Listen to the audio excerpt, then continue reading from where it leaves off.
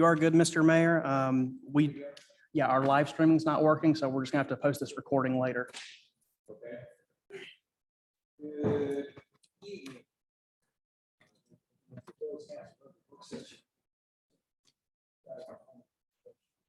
Damn it. You start over. Good evening. I'd like to open up the Village Council Budget Work Session Meeting, April 17th, 2023. I show we have a quorum, but we are missing Bob at this point, and he is not going to be participating remote. That said, the meeting is open, and first is we're not considering allowing council, so we're going to go right to adoption of the agenda. Do we have any changes? Yes, I need to add under letter B, number 3. Consider approval of fiscal year 24 investment strategy for excess funds. Okay. And that is my only change. Any other changes from anyone? That said, I'll need a motion to approve the agenda as amended. So moved. All's in favor? Aye. Motion passes. Next up, we have budget session. Discussion and consideration of CCOG study and adoption of compensation and classification schedule, and authorize manager to up to $12,000 for a one-time equity adjustment. Good evening, Mayor, Council. Inside of your agenda, packets, Wow, I know, There's a lot of motions flying around here. Turn the heat up. I know, it's my fault, I'm sorry, y'all. I mean, it's so hot, well, cold now. That's gonna be one of those nights. I can see that.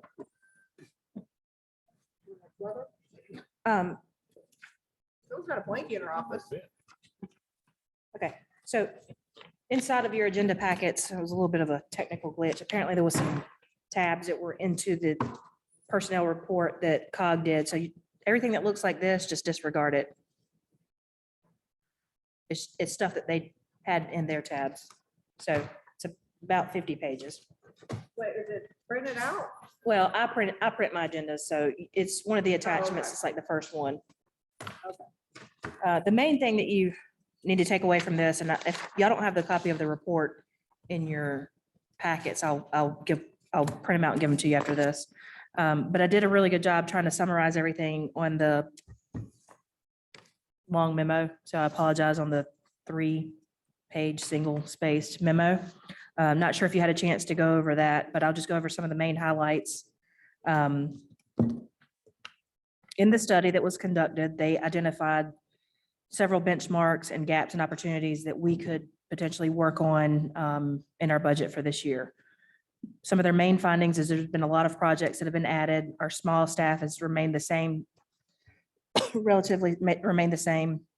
We've had new contracts that also require a lot of administrative time. We have discussed the creation of a public works department to alleviate some of the pressures for several staff members here. There's also been discussions of adding to the staffing needs and planning. We definitely need to define those roles more clearly, and backup and overlap duties are necessary. However, you'll see some of my comments. It's sometimes hard to do that when we have limited time to devote towards cross-training. So inside of the core recommendations, it basically highlights some of the recommendations that they had suggested, and then some of my comments within that. Number 1 being to add and reorganize positions to help meet demands. They did say to fill positions quickly, and that's something that we actually, as soon as we know there's a vacancy, we do try to fill those positions quickly. What we're running into is that we're not having a lot of applicants, and that sometimes it takes time for those positions to be filled. Establish a public works department. We're in the process of doing that now. We've actually advertised for that position already. Establish new positions in Parks and Recreation Master Plan. We're still working on discovering what that exactly means, but we have put additional funding in this year for Parks and Recreation staff. Expanding new roles in planning. This is for future years. We have discussed the need of a community development role. We don't exactly know what that person is going to do. So our suggestion at this point is to look at maybe expanding into not next year's fiscal year, but the following year, so we can decide what they're going to do if we have a Marvin Heritage District, the municipal overlay district. Use interns is one of their suggestions, and there's a lot of intern programs that come up in the wintertime that, since that's currently passed, we would just wait to look at applying for those next year.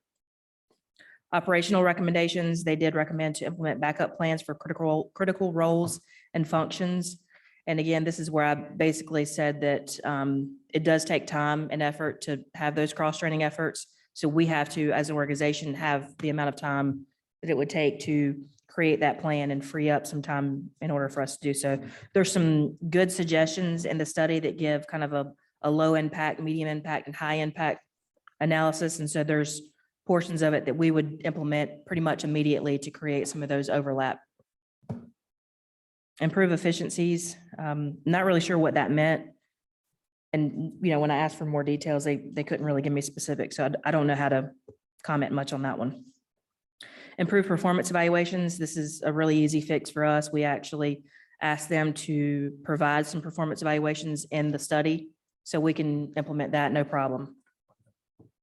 Implement prioritization for cancel priorities. One of the things that we discovered throughout the study was that staff sometimes felt like they didn't understand what priorities cancel had. Like if they were assigned a project, they didn't understand if it was something they needed to do immediately or if it was something that they could get done within the next couple of months. So what we've done, as you've seen at the last meeting, we put a little itemized checklist on your action list that gives it a low, high, or medium priority ranking. And I've defined that as meaning 1 to 2 months, meaning high, I think 3 to 6 months, meaning low, I'm sorry, moderate, and then high. Sorry, I've got it all backwards. I'm not looking at it. Low is over 6 months, and then it trickles down from there. That's an easy fix that we can do. It also gave a listing of salary surveys, which there's a couple of different things that are sitting in front of you. One of the biggest things that I found in this part of the study was they surveyed about 5 to 8 communities. There were communities that we agreed were good benchmarks: Locust, Oak Ridge, Rollsville, St. James, Troutman, Summerfield, and Woodfin. I've put the specifics in your agenda packet about their demographics, meaning the population, the growth rate, and the total number of employees for each of those, so you can kind of see how they compare to Marvin. Marvin did have the lowest minimum salaries for all employees across the board. That was one of the biggest findings that they had. They suggested no increase on salaries if we were going to remain at their suggested minimums. And my note on here is that is not realistic without a lot of turnover. As employees just meet minimum qualifications for a job, they should be compensated at minimum rates. However, high qualified employees that exceed minimum qualifications should be considered at the minimum to mid-range estimates. So if we're having new applicants that are just meeting those minimum requirements, that's where I would recommend they be hired at the minimum rates. But when we have employees that are exceeding those, it is something that we need to look at a greater range. And that's my approach. So a lot of what comes out of this study is where we as an organization need to make a decision as how we are going to strategize to attract and retain high quality talent. One of the practices that I would like to maintain that quality workforce is what I just mentioned, is making sure that we're adequately and fairly compensating employees. So that being said, one of the things that I did was also look at the North Carolina League of Municipalities benchmarks as well. Every year, the league sends out a study for municipalities to participate. It's all voluntary, but they send it out to all 500 and whatever municipalities there are. I did put that in your agenda packets, and that's for our population group of 5,000 to 99 $1,299. So it is right in the range of what Marvin is seeing. So I've provided you two options to consider in terms of updating the classification study. The main thing is looking at it from the benchmarks or looking at it from what the league study shows. So a couple of problems that I saw again with the benchmarks is that number one, they're limited data. They're based on 5 to 8 data points of those benchmarks. There also were some benchmarks that didn't even provide data in certain positions. So on some positions, you only had 2 salaries that were reported from their benchmarks. So to me, it's hard to determine what actual salary should be based off of a couple of different benchmarks, as opposed to what the state averages were, which were much higher data entries. So I say all that to say, my request to cancel is to, make a decision on how we want to adopt a new classification study. Do we want to look at the benchmarks that were provided, or do we want to look at the state averages to more benchmarks? So in your agenda packet, option A would be the North Carolina League of Municipalities data-driven information. And then option B would be the COG study reports. Now, I will mention the COG report only studied those positions that we currently have people in today.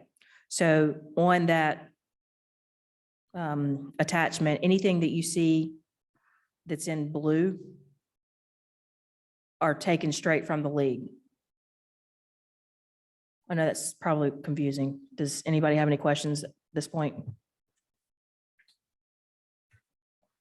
Yeah, sort of. So we go from 2015-16 to 23. Proposed 23. Do we not So- have anything from since then? Yeah, don't look at, are you looking at this stuff right here? Yeah. Don't look at this. Oh, This attachment altogether, don't look at. I okay. don't even know where this came from, to be honest with you. Like, Okay. this is not ours. So the only thing that we're supposed to look at is the last sheet on both of those? Yes, actually, the ones that I have that are on your. Option A and Yes. option B. Yes, Okay. I can, Tell me what they are again. I'm sorry. I was very confused. option A is driven from the league data, which is this big attachment that has the 5 to 10,000 population. And it has all the individual salaries listed there for those employees. So Okay. that chart is driven from that information there. But B is just from the 7 municipalities that they studied? Yes, yes. Now, keep in mind that some of those 7 municipalities they didn't provide information to us. There was at least one position that I remember that only had two B. data points for that. Additionally, where you see the blue marks for the benchmarks, the blue highlighted, those are positions that weren't in the study itself. So I had to get that information from somewhere to form a base. So I took that from the league data. Our current, So the blue lines are the same on A and B? yes, yes. Our current classification and compensation study is driven from the league data, which is where we have generally pulled it from, which is why I just pulled the blue stuff from the league. We have no other way of getting, Doesn't it make more sense to get it from more places than less places? that was my suggestion. And so that's why I wanted y'all to make that decision. So A. Because it has more. So the benefit to A, and this Data is, points. yeah, and also one of the things to keep in mind, if you're making a decision to retract and attain high talent, you're going to be looking at what your competition is across other municipalities. So and- A.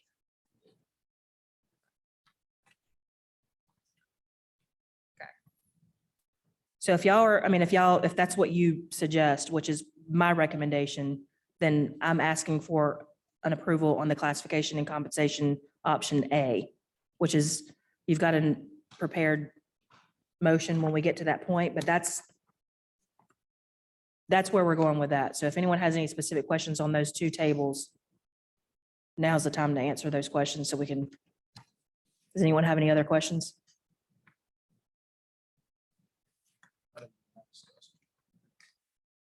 Yeah, I've discussed this with you individually, mostly all of you. I just think there's too many holes in option B. Okay. I mean, there's not a whole lot of variation, but There are some. there are in some, yes. Okay, any questions? All right, so I'm going to move on. One of the other recommendations that they did not go through with is title changes. We have two positions that I'm recommending title changes to, which are the planning and zoning and the finance. They had recommended them to be called managers. We are currently operating in a different form of government now, and so I feel like the director title is something that goes with that role. They are managing people, they are managing their budgets. So that it is a recommendation that you will see in the classification studies, either way we go. And then the last thing is they did provide an equity adjustment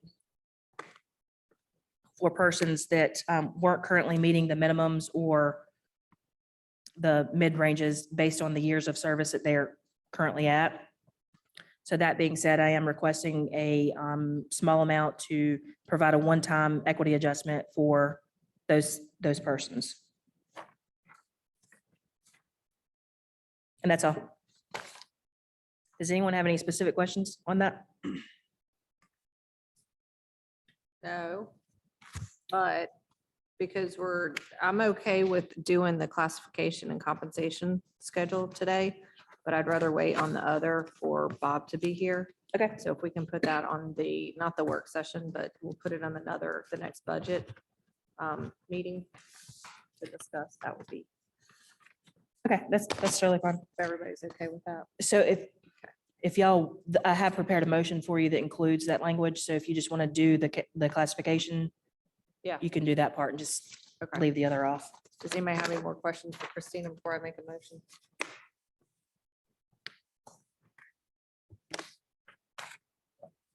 I mean, I'm sorry, Mr. Mayor. Do you No. have any questions, even though you do not have a vote? Let me just reiterate that, Mr. Mayor, you do not have a vote.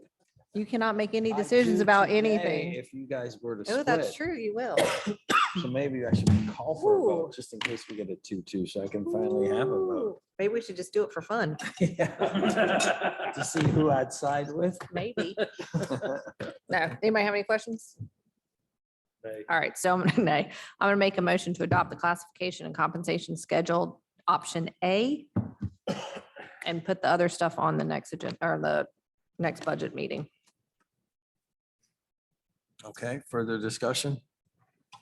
All's in favor? I, And that next discussion will be on at the regular meeting, the next Budget. budget meeting. work session, okay. Yeah. All right. It seems like we got here so fast. You said we're gonna get out of here so fast? Yeah, I see that. You said? Next up, we have discussion of fiscal year 24 budget.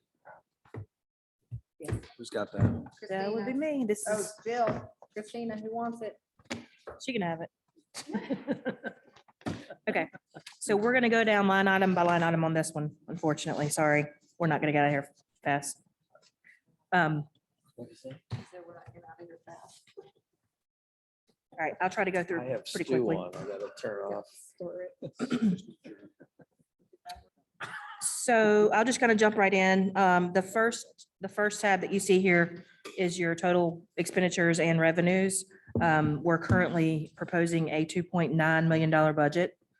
Seems a lot higher than what we're used to. The budget we're in right now is 2.3, and I'll get into the differences in just a second.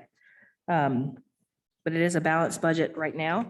So we'll see if y'all want to make some changes to it, and we'll present it at the next meeting in its final format with those changes.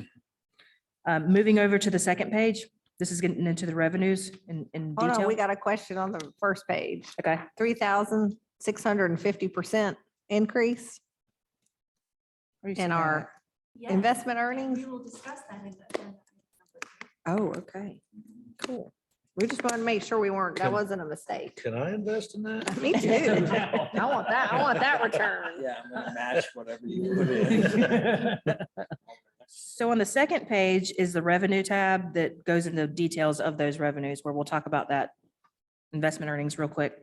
The ad valorem taxes, pretty stable from this past year. We have seen a slight increase, but not much. Beer and wine is pretty stable. Utility tax, pretty stable, as well as local sales and use tax. You do see a new revenue that we have put in here for local sales tax refund. This is something that we do every year that we've never budgeted for. So we put in that revenue to start budgeting for that sales tax refund. That's basically when we go to purchase a bag of sand or, I don't know, a couple of chairs, we pay taxes on that. We turn around and we process paperwork to get those taxes back. So that's what that is. At any point in time, I'm just going to keep going. So at any point in time, if y'all have questions, just interrupt me. What page are we on? Second. Powell bill allocation, we have basically just put in last year's projection or this year's projections. We may see a slight increase there, but it's not going to be much at all. Permits and zoning fees, those are pretty stable from this year to last year. We actually did have a pretty large fee come in at the end of this year. So that's why this estimated actuals is actually higher. You see the motor vehicle tag fee that we actually budgeted for. You'll see that as a wash in the Greenways capital in just a second. So that's the fee that we added for, Yes, yeah, so that kicks in. yes. We have it now today. Yeah, but didn't we used to have a motor vehicle as a portion of the money? So we have motor vehicle taxes. This is a tag fee. So taxes are separate from the tag fee. But that $75,000, just kind of put a pin in that because you'll see in the Parks and Recreation budget, you'll see a $75,000 appropriation to Greenway. So that washes those out. The purpose of that tag fee was to create an opportunity to provide greenways. So that's why we've got that wash. You see the solid waste revenues increase slightly. That's based on the new rates that we projected for 24. You see the sales and service remains pretty stable. We've had a couple of increases in rentals, so we bumped those up just slightly. You'll see a massive increase, as you've already noticed, in the investment earnings. One of the things that we have identified, which you'll see in just a second, is there's an opportunity for us to reallocate some of our money that we're sitting on to have higher gains. So Jill will present that after this budget presentation. You'll see that. We actually have some really good information from our financial advisors that we've hired to kind of substantiate these numbers. So she'll go over that more in detail. You'll see a unassigned fund balance appropriation of $96,000. This is for 45,000 of it is for park projects that are identified in the CIP. I don't remember exactly which ones they were. Derek can speak to that if y'all have questions when we get to that point, if he remembers. You'll see a $41,000 appropriation for the UDO, if that is something y'all decide to move forward with in the regular meeting tonight. And you'll see a $10,000 appropriation for the marketing specialist for the GEO bonds, if we decide to do that. Now, if we decide to do none of that, then that money doesn't come out of fund balance. You'll also see a $250,000 fund balance appropriation from Powell bill. 50,000 of that is for, I'm sorry, that it didn't carry all the way down for some reason. The notes didn't. $250,000 for the roundabout cost overruns that we've estimated, and then miscellaneous repairs. Any questions on revenue at all? Okay, we'll jump over to tab number 3, which is general government. You'll see your total salaries listed there for admin and all the associated benefits that we have as employees. Jumping down to professional services. Also too, in here, we have a 3% merit increase for staff, which is something that we will need to make a decision on. And there is a 7% cost of living. So those are two different items that we can talk about it now or we can talk about it later. The 7% COLA, we did recommend that we go ahead and do that for our boards and our council members. That is something, if we're not keeping up with that cost of living over time, at some point it comes it's an issue where we have under budgeted over the years.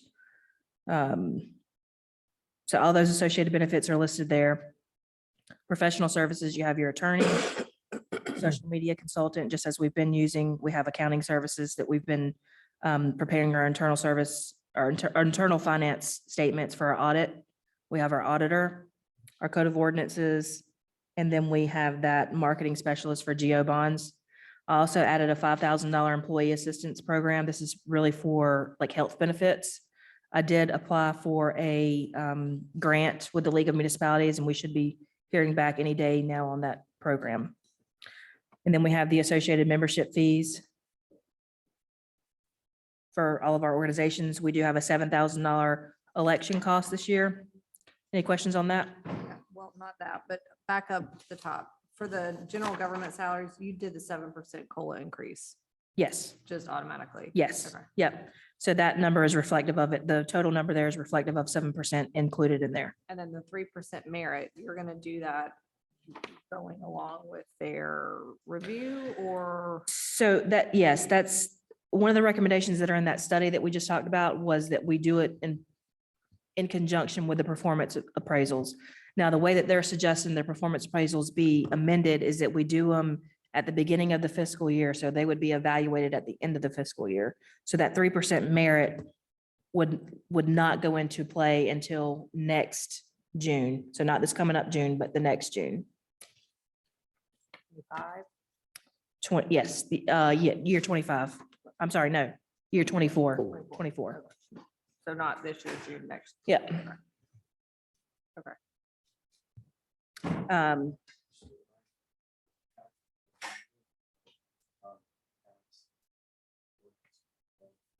Tired and or self-employed. Sometimes it's difficult to get insurance, so what we did for our the dental insurance or healthcare. The only caveat is you take 100% funded for the other staff members. But it gives you access to a bigger umbrella. I think that's one of the things. Council member, the stipends aren't that much, but it's healthcare, whether it's dental, vision. And the only thing is nothing is funded. Taxes. Yeah, it's just you have access to it. So take you as a way. But back to your question, Councilmember, sorry, Mayor Pro Tem, that kind of goes inside with the question that I had earlier in terms of, and we could talk about it at the next meeting about employees for this year, because keep in mind that employees didn't get merit last year. So basically with the plan that the COG is recommending, we've still got a whole nother year at play for employees. So just food for thought. Any questions on first page? Okay, moving over to the second page, this is the operational cost for general government. We still have the training, travel, books, materials, all that stuff. Relatively the same, and we've increased it slightly, but not much. We have proposed an increase in property and liability. We have not got that quote back yet, so we're waiting to hear that. It's probably going to be a little less than that, but we wanted to budget more conservatively. I do have the $17,000 in manager discretionary fund, so that's a good chunk that we can move if we have various projects that come up. Now, I can't, just a reminder for all those that may be listening, I can't spend that money freely. I do have to come back to you all for an appropriation, wherever that is. It's just kind of a holding cell. Other than that, everything pretty much remained the same on operating expenditures. In our software and supplies, we have increased a couple of things based on some of the necessary software that we think we need for finance stuff and the financial software is budgeted from ARPA, so you're not seeing that here, but we We will have that in year 24, I believe, which is about $12,000 a year. And then we have increased slightly for some security software. Aside from that, it's pretty much the same. In the occupancy, you see your debt service payment for Village Hall. That will continue to go down over the next several years. Not much, but it will slightly decrease. And then we have put in the facility maintenance for Village Hall. And then all the other occupancy pretty much remains the same, as well as capital outlay for computers. Any questions on any of that? That covers general government. We'll move over to planning and zoning. You'll see the salaries and associated benefits listed there. I will say he did request a part-time planner or assistant that was subsequently cut. We did have some discussions about it and he felt like it was okay to cut it for this year. Definitely want something to explore for next year, but he feels pretty comfortable having that cut out of his budget for this year. Professional services, we did actually decrease the engineering cost pretty substantially. This was to be associated with having that new public works person into play and hopefully being able to cut back on some of the things that we're using the engineer for. We still need engineer for plan reviews, but we felt like some of that would be reimbursable based off of the revenue of the site plan reviews. So we left about $22,000 in for general government purposes, which we felt pretty comfortable. We'll have to explore that number as we continue into the next fiscal year, but we feel pretty good with that right now. A portion of the UDO rewrite is listed here. The total proposed project is around $51,000. We do have some money in this year's budget that we anticipate pooling for the first couple of months. So that's where the remaining is being displayed, and that is a fund balance appropriation. Then the remaining line items are pretty much stable, the same from this year. Operating expenses for training, travel, books, GIS, membership dues. Any questions?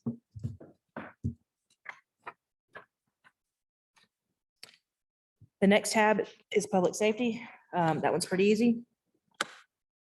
3.5% increase from this year. And then we have also removed the light tower. Question. Uh-huh. Where does the deputy up here, where they're gonna put the roundabout in? For those deputies, we get that, does it fall into any place here? It would fall in here, but we didn't budget for it because we knew they weren't going to be here. But it is about a $40,000, if not more, a year expense. So, I just- yep, good question. Any questions on that? Moving on to transportation. This one's a little bit wonky. So we'll have, I did increase the streetlight costs because hopefully we'll have a new roundabout with new streetlights. We just put a generic $20,000 in there for engineering. If we use it, we use it. If we don't, it reverts back. We did put $10,000 in for miscellaneous emergency repairs. This is, when a storm drain falls in or something happens and we have to go clean something out. I did put in $150,000 for fog seal. This is something y'all approved in your roadway plan to be done in the fall of this year. So 150 of that is the fog seal.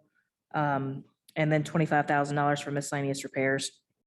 We are using an appropriated fund balance for a portion of that.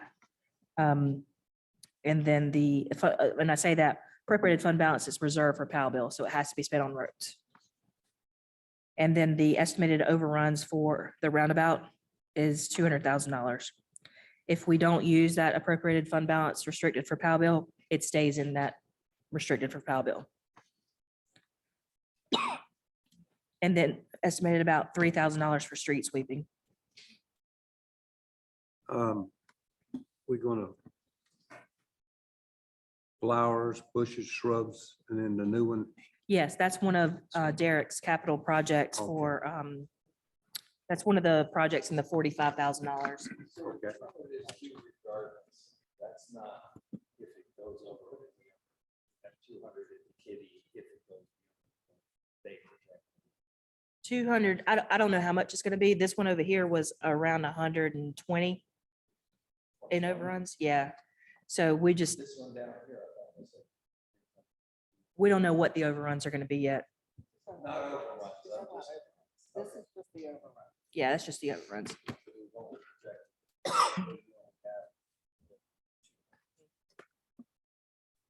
When will that need to be?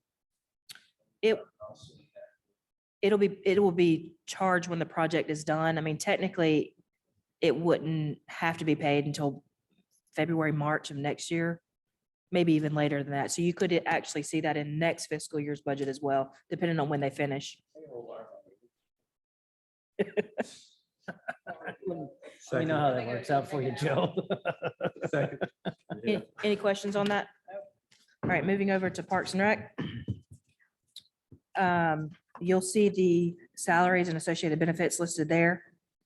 Again, all the salaries across the board have the 7% COLA. You'll see the community events listed there. There's pretty much remained the same for what we've seen this year. We did estimate $30,000 in Marvin Day revenue, so we budgeted for that number in the expenditure side. So we're not having to constantly go back and do budget amendments.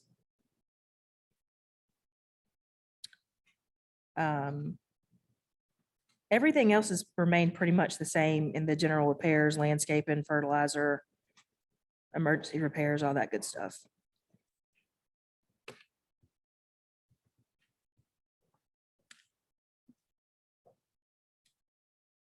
Same in the operating budget, the training, travel, utilities, all that's relatively stable. So our uniforms. Uniforms, we did increase that substantially because, you know, we will have new branding at that point. We wanted to make sure.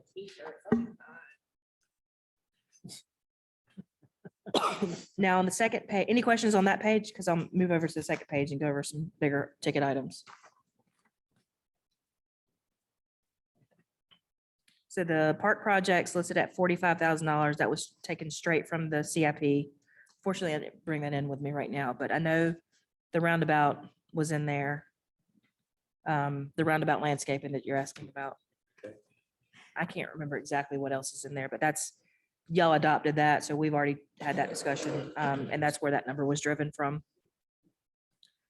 So you remember me talking about the vehicle tag fee of $75,000? You'll see that $75,000 transfer to capital for greenways listed there, so that's a wash. We also implemented a capital reserve fund last year, where we're putting some funding in there for future capital needs, like lawnmowers, blowers, that sort of thing. Why is it not there? Didn't we say? We said we could get another one? Didn't we say yes? Yes, you did, but this is just like a holding cell that we're putting money in, yeah. So in 2 years, we'll get another one. This is for replacement of equipment that we have, so that we have an ongoing budget for that.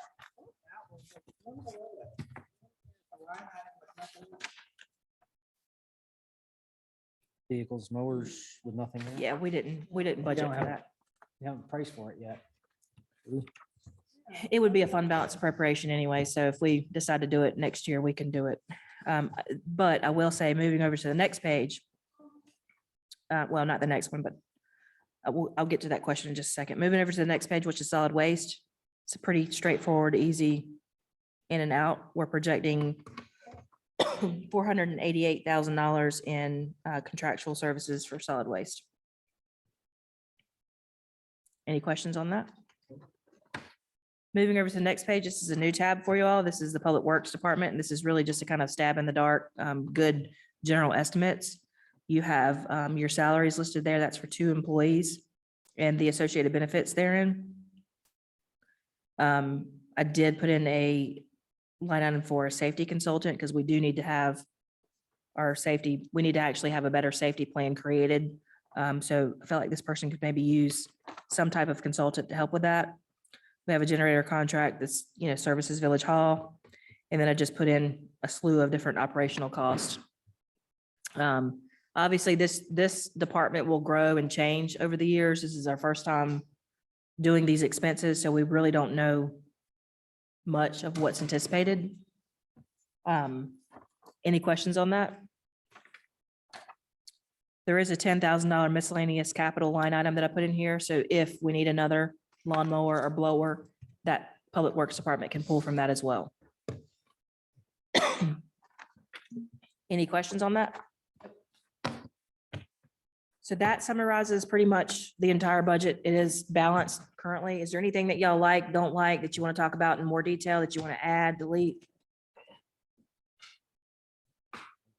Because we will present this in final format at the next budget meeting.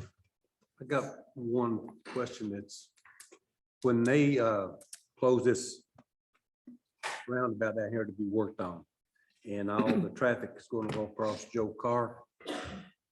Are we going to try to do anything to help the traffic out? Because it won't be on one side, but it will be on this side. So that's a good question. They will provide their traffic mitigation efforts that they see fit.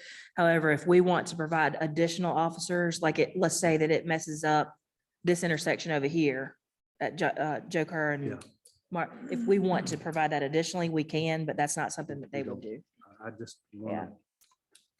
because I really don't think that, again, we're the Marvin residents are not the one that's receiving the help. It'll be everybody else that lives around here that uses.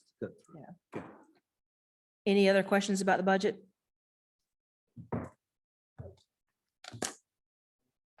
Okay. I'm good.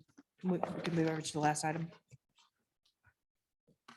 Next up, we will consider approval of fiscal year 2024 investment strategy for excess funds.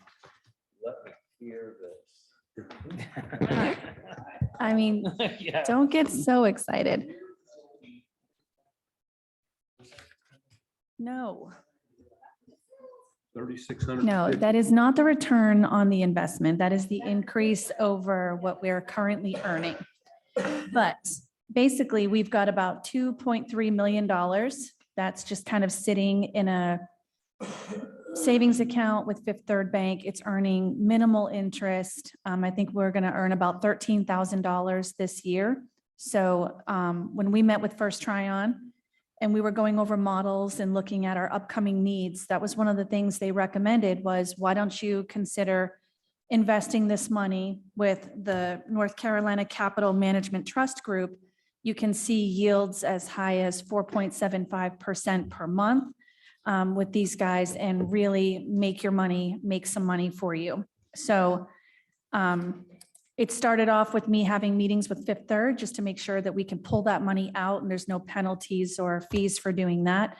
And then went back with Tryon and with Christina, and we are definitely counting on this increased revenue from this interest to really help balance the budget. So it was just a matter of working backwards and figuring out how much money do we have to invest based on market predictions to achieve the 75,000 in interest revenue that we're hoping to add to the budget this year. So working backwards, there was a spreadsheet that should have been included in your packet.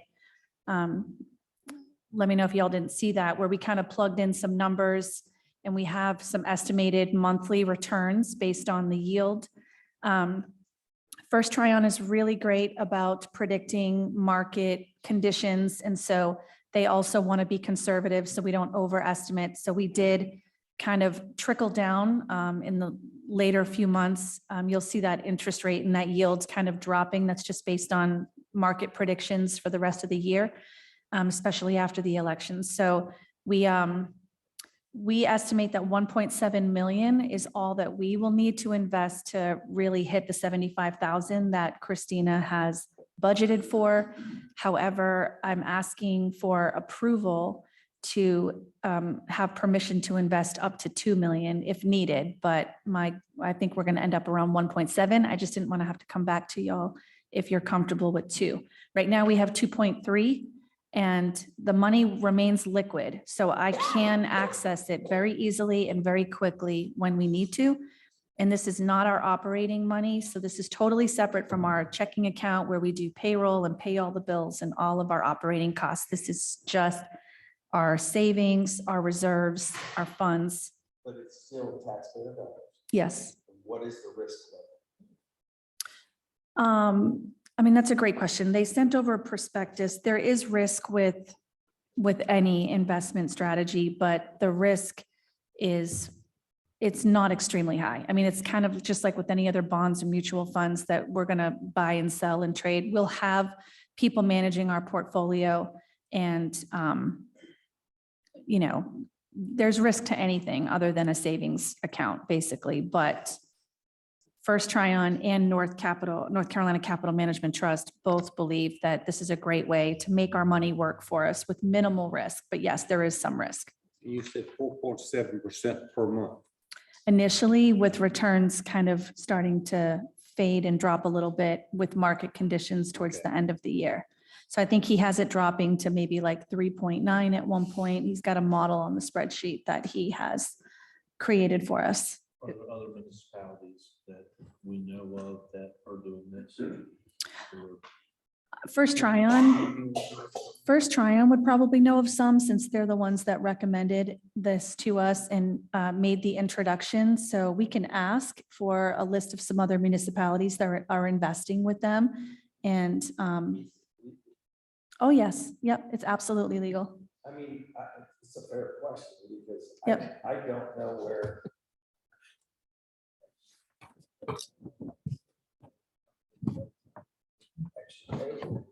Yeah, it's definitely. Not for 5 more minutes. You I snuck didn't hit up on me. traffic on the way here. No, to your point, I don't know how many, I know municipal talking. Discussed, I've not seen rates like this, because that's 4.75 per month. That's annualized, I'm thinking maybe, yeah, 4.75% per month.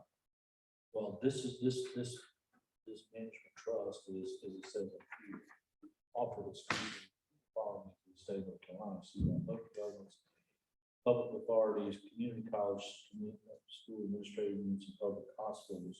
So if we could just gather some kind of information, or they could provide us what other municipalities or list of governments, colleges, hospitals, schools that are with this, and I don't know that it's set on here, but how long has this trust been? Up and running? It just started last week. Are there any funds that we have to pay to be in this? There's an application fee that we have to pay, and there might be like a small fee just to do the wire transfer of the funds and get it over, but $14. yeah, it's I minimal. mean, I'm not gonna lie, I don't love this. I don't love this. It's like, you could lose money, not FDIC insured. Like, why are we not going to like Merrill Lynch and putting our money in one of those, like, and getting, I mean, Yeah, I mean, I think no, it's. not in a money market account. I mean, have we looked into, I mean, I don't love this. If Do you this want was me to like a- arrange them to come out and kind of talk to you guys and be able to answer some more of these questions for you to help with your comfort level? I mean, they're gonna sit here and tell me you could lose money. And I'm not gonna like that answer, period, whether they come out and tell me or not. Yeah, see, I just did something personally where I think the downside risk is almost, if it goes negative, I lose nothing. Mhm. If it goes- but if it's positive, they're only gonna pay me up to 7% for the year is the negotiated rate. If they do anything positive at all, they're gonna pay 7%. But if there's a negative, I stay the same. What they enjoy is the difference. Mhm. between that 7%, whatever. But Mhm. that's a long, it's at least a 3 year. But to the point, this is only given to governments, which if they're doing bonds, you can't get a bond report. with 7%. I would have a lot of questions for them, and I just, again, get back to the board, what is the risk? If there is a risk at all, yeah, you can, I mean, how fast can you get out of it? I mean, out of it completely, because we turn the tide every 2 years, right? Mhm. So, I mean, what's good for one group of council members, can we do that? Or I would like to find out some more information. So if you want to schedule them to come to like the work session next week. But I'm gonna do some research on some other stuff. Yeah, it's next Thursday.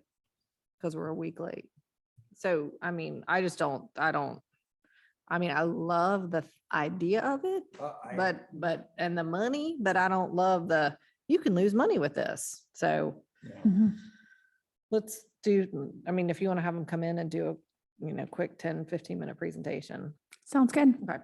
And a list of some other communities that. Mhm. yeah, who's on board so far? And how long has this been in existence? Sounds good. You also want to make sure they got the FDS. So just a reminder, we don't On- have an April work session. On the, Oh, that's right. I was gonna say. Sorry. I'm not making oh, it. perfect. Oh, I only have meeting 3 days next week. It says not FDIC insured on the back of this bad boy, which again, I don't love that. Yeah, I want to check on the legality of the government. Yeah. So why don't we do that? That's why I said I don't love, But I would want to fact check. Yeah. Offered exclusively to the following entities of the state of North Carolina, local governments. Yeah, local I just- agency boards. Got them all in there, but it just.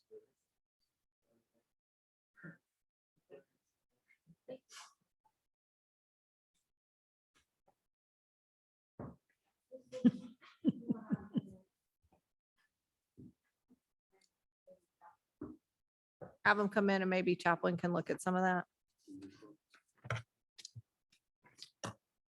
Okay, All right, anything else? nope. Oh, we're late. We're late for a very important date. Okay. I make a motion to adjourn the budget work session at 6:02. All's in favor? Aye. Aye.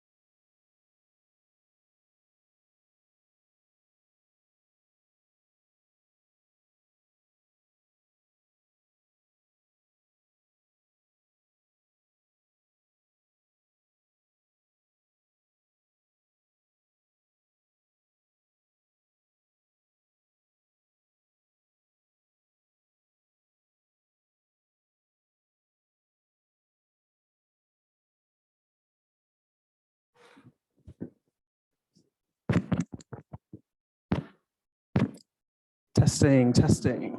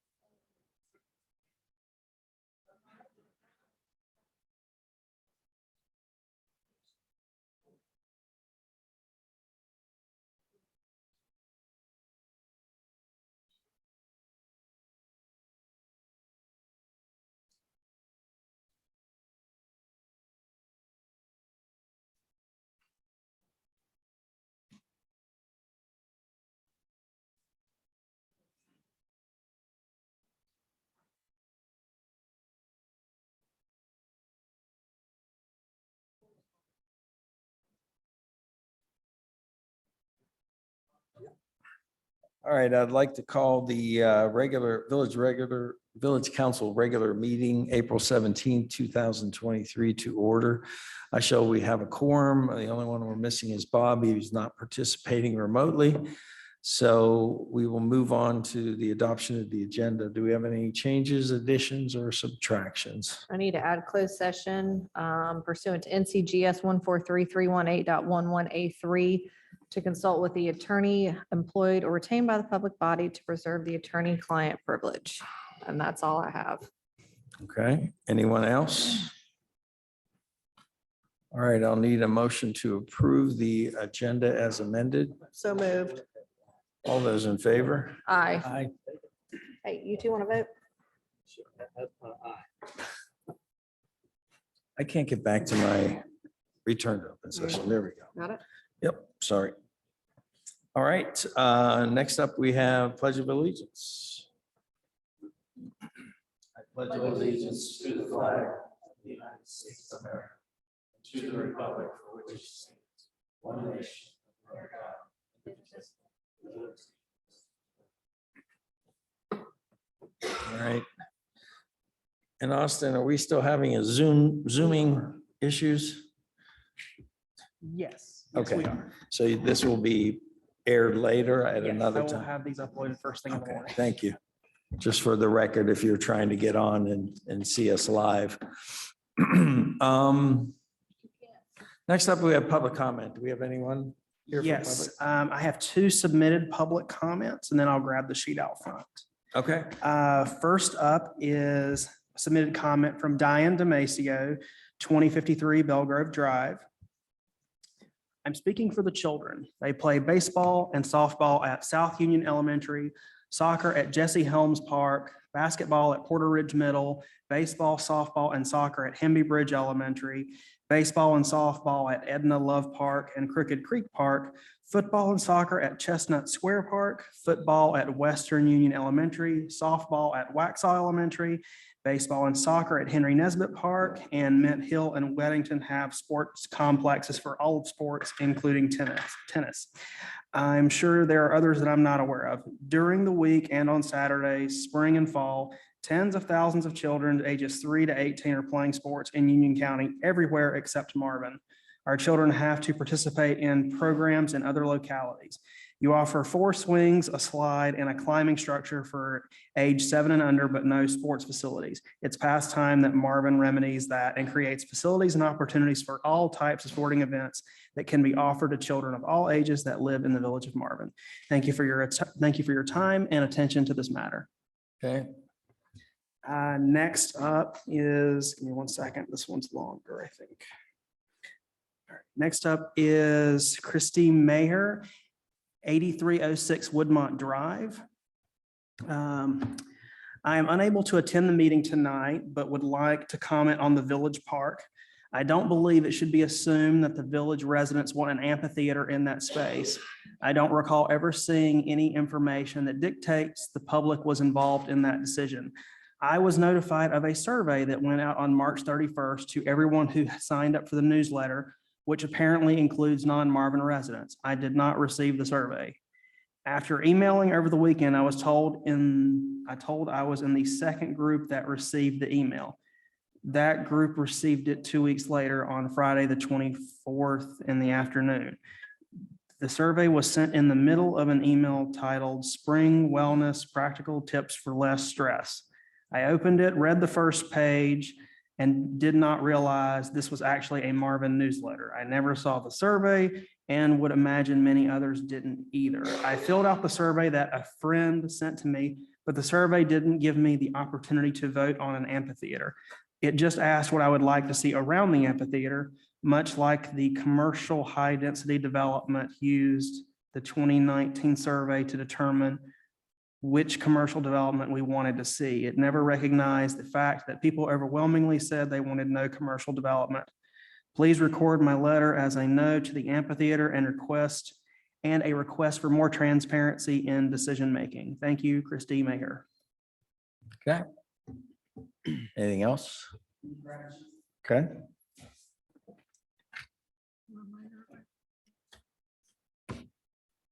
You have time.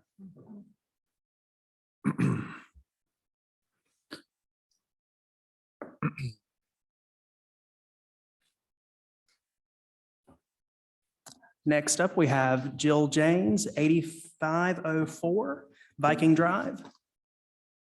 Just a reminder, just state your name, address, and you'll have 3 minutes to speak. So, and Thank we you. don't engage in whatever the conversation is. So that's just a policy. So just, but thank you for Understood. coming. Thank you. My name is Jill James. I live at 8504 Viking Drive. My public comments tonight surround the March 30th council work session where Chairman of the Union County Commission, Stony Rushing, and Union County Manager Brian Matthews were invited to appear and answer questions regarding the denial of the pump station application by Jones USA. I was struck by the manner in which our county representatives were addressed from the dais by some council members. It was unbecoming, argumentative, and embarrassing for the residents that you are elected to represent. Much of the discussion resolved around a parcel of land in North Union County that has no impact whatsoever on village residents. While council members might have had a personal interest as taxpayers about the decisions on the property, this discussion had no bearing on Village of Marvin, but actually appeared to be an attempt to antagonize and impugn the chair and the commission on their decision on this property that was made 4 months ago. Some effort from this council on understanding county and water and sewer issues Starting with the previous board's moratorium would have prepared you for the likely rejection of the sewer pump request. As engaged residents, many of us have been aware of sewer capacity issues from unfettered municipal rezonings that have been plaguing Union County for many years. The fifth unanimous denial of the pump station by two different boards was no surprise. In some aspects, these exchanges were revealing. For instance, we learned that our council is fighting against their constituents who do not want higher density residential or commercial development in Marvin. We also learned that when the county rezones 4 homes on 2.5 acres, that increases density. But this council's rezoning of 68 homes on 47 acres somehow does not. In my estimation, these two county officials are due an apology from this council. And in the future, I'd ask the council members seated behind the dais conducting Village of Marvin business on behalf of residents to treat other elected officials and representatives with the same professionalism and courtesy that council members expect to be extended to them. Thank you. Thank you. All right, next up.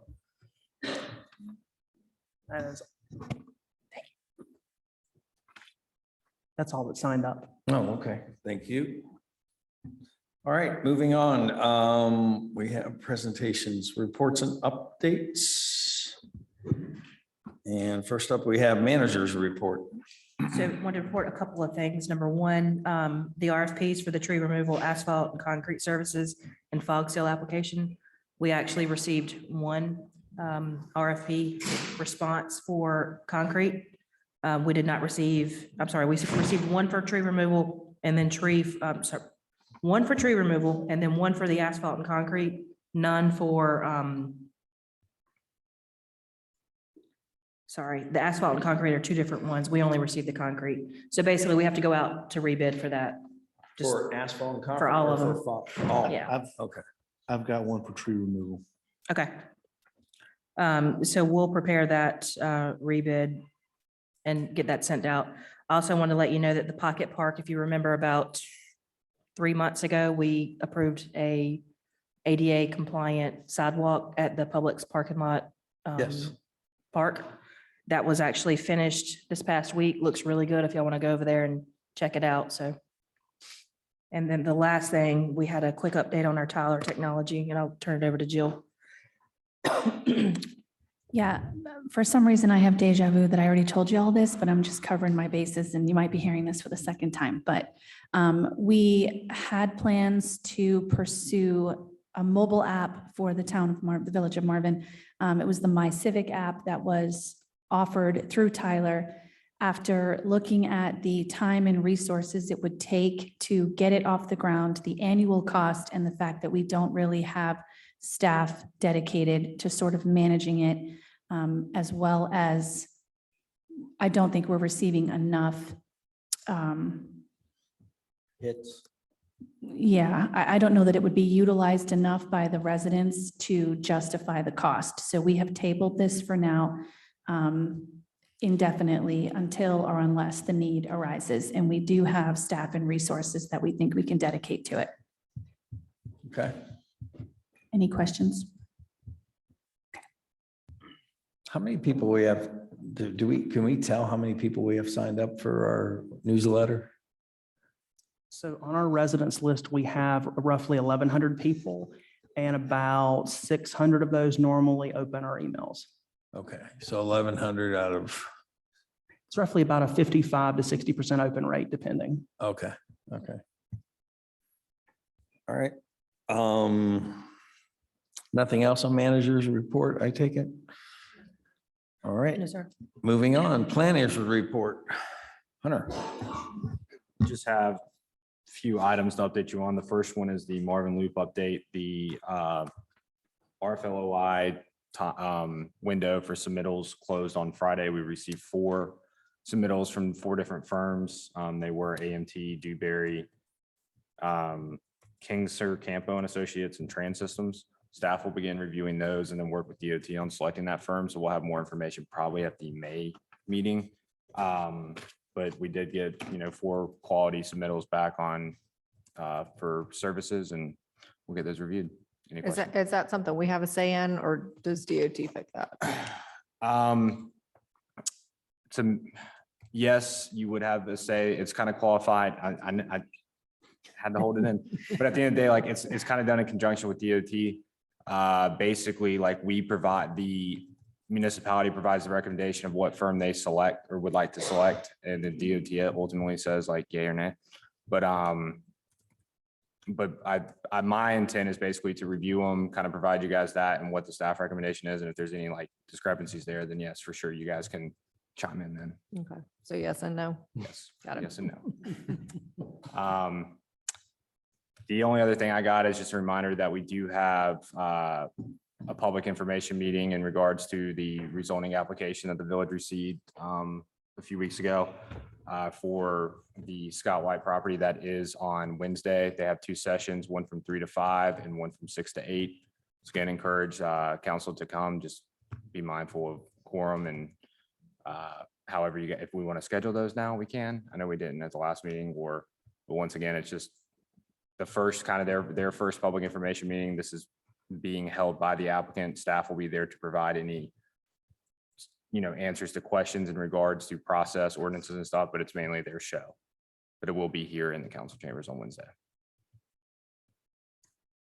Okay, any questions? Anything else? That's all I got. Any questions from council? All right, thank you. Roads report. What do we got? I don't have anything.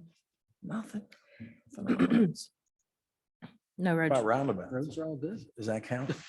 I don't have any updates yet on the roundabout. No updates on roundabouts? We had the pre-construction meeting 2 weeks ago, and so we're still waiting on one of the telecom vendors to relocate their But lines. the latest, when their start date is when? Well, I mean, the last we heard was mid-April, which that's where we're at now. So we're waiting on the telecom to finish their relocation, and then they'll start. Okay. Do they know when they're gonna start? Do we know what the holdup is? Mm-mm. Can we ask? We have, and they don't, I mean, they're at the point now where they're still within the threshold of them being allowed to do it. So I can ask them again. There's a lot of chatter going on right now because they see the construction and the What's- tearing up of the road, but don't get too excited yet until we start seeing the big trucks pull in. I'll ask them for another update. What's the threshold time? I have no clue, Okay. honestly. Their contract is this thick, like I haven't read it. I don't know that by heart. Okay, thank you. Assuming no other questions, deputies report. What you got, Ed? How are you? Very good. Thanks for being here. I've gone through the long reports, and the only thing I really have issue with, or I should say concern about, is the amount of frauds that have increased. And a lot of it's to do with people getting their ID and their personal information stolen. So that's one of the main concerns I've seen. Other than that, we've had relatively, it's been pretty, I took 2 B&E reports for cars, but the folks are actually listening to my emails and not leaving stuff inside their car. They tossed the car, but they didn't get anything. Other than that, there really hasn't been much going on, but the increase in fraud and stuff, I'll try to address some of that with having a community watch meeting this Saturday. So hopefully we'll get some of that stuff passed out to folks that show up. So just out of curiosity, out of all the communities we have in Marvin, how many of them have the flock system? What? Have the flock system, would you say? There's quite a few now. I'm not sure the exact number.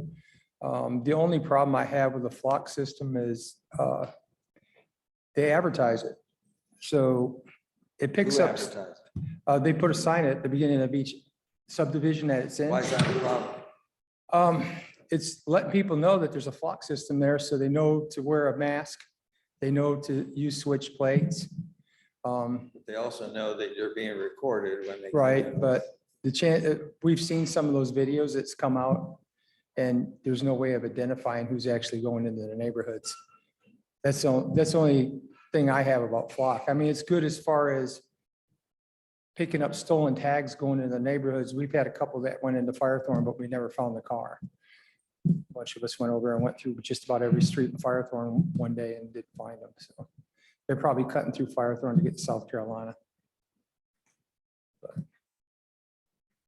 Just curious. Okay.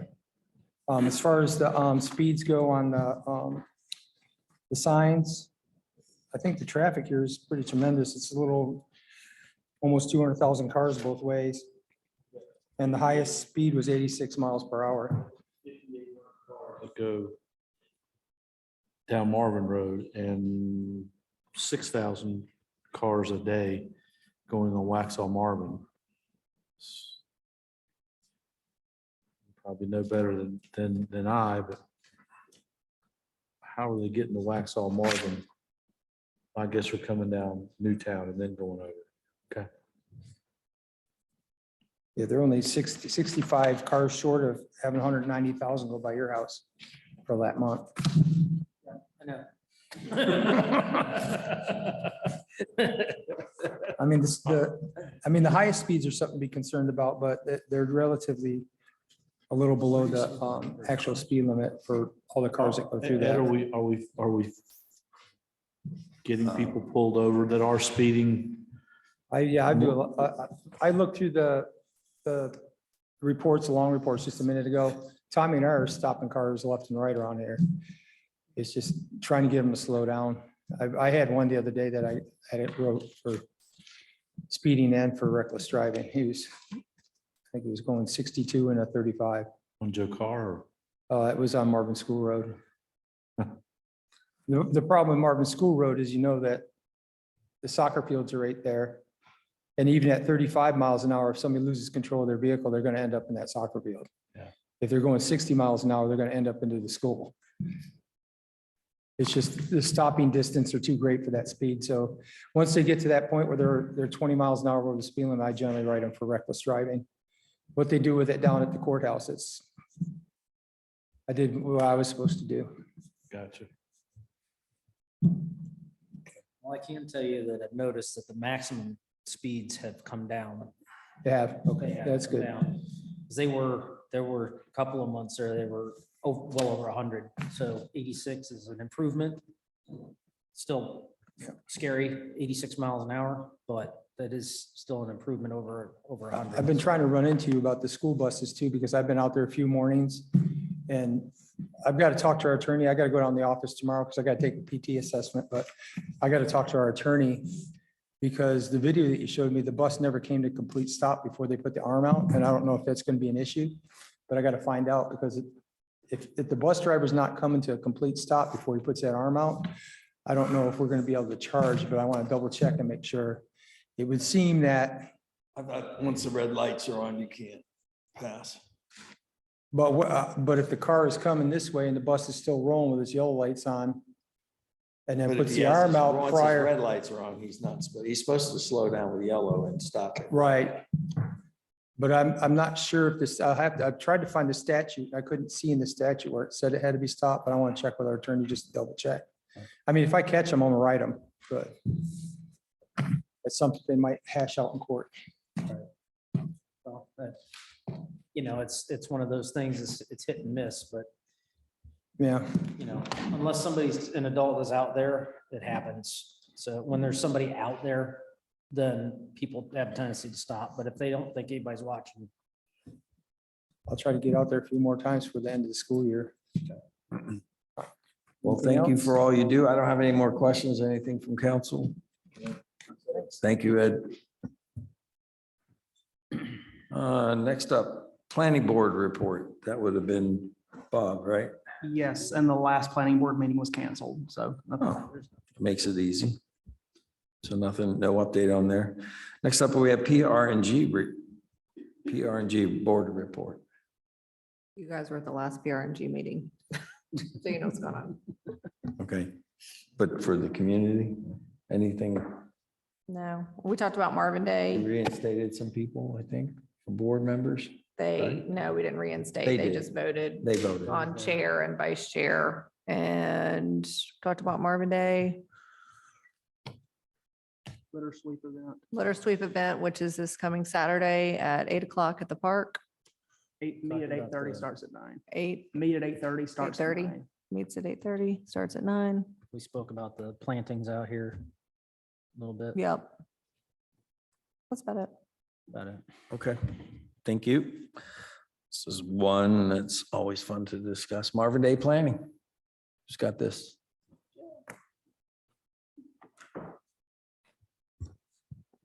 Okay. Marvin Day. We're looking good for Marvin Day. We have just a few sponsors that I'm still kind of hunting down to get their sponsorship payments. Moving forward with T-shirts, banners, and signs. The 5K already has about 30 people registered, and that's going to start getting blasted out to different running groups in the area. And the other big thing that happened today, thanks to Deb Sokol, is OMB, so the Mecklenburg Brewery, has agreed to come to Marvin Day tentatively. So there's a couple things I have to nail down with them, but I think they're going to bring one of their trailers, and it's just going to be cash sales to the public. But just trying to figure out how many hours we can have them there. I'm trying to get them there similar to the wine, maybe from like somewhere between 2 and 3 until maybe 9 or so. So that was big because that's a big relief. That was something that we were struggling with. Huh? Yeah, so other than that, it's just kind of finalizing the last minute details and site plans and all that kind of behind the scenes shenanigans. I know my kids have already signed up for volunteering, but right now they're just signing up to volunteer. They don't know what they're doing. Is that correct? Yet? Okay. Yes, We have some sort of system if they, to fill out a form that, No, not yet. We're working on it. okay. There's no system. No, just sometimes they need to get No, but we can, volunteer hours. yeah, but we can give them something. But we don't have anything Okay. yet. We're trying to nail down who we can get. I've asked the Beta Club at the middle school. She finally got back to me today. She's going to talk with the president and let me know if they are interested in doing something. She's not going to be in town, the advisor, but I told her that I was happy to advise and just kind of watch. But I said I really wasn't worried about the kids not doing what they're supposed to be doing. So I'll keep you posted when she gets back to me. But sounds good. Derek, do we know about the sports team for cleanup on Sunday? I have that. So they kind of wrote back and asked for more details on dates and the date and time for that Sunday. And was quick to point out that that group had already helped relocate all the tires that were in Marvin Creek. So I just sort of responded and said, I'm sure the Marvin Creek HOA appreciates your help, but that was not Village of Marvin. We would love your help too.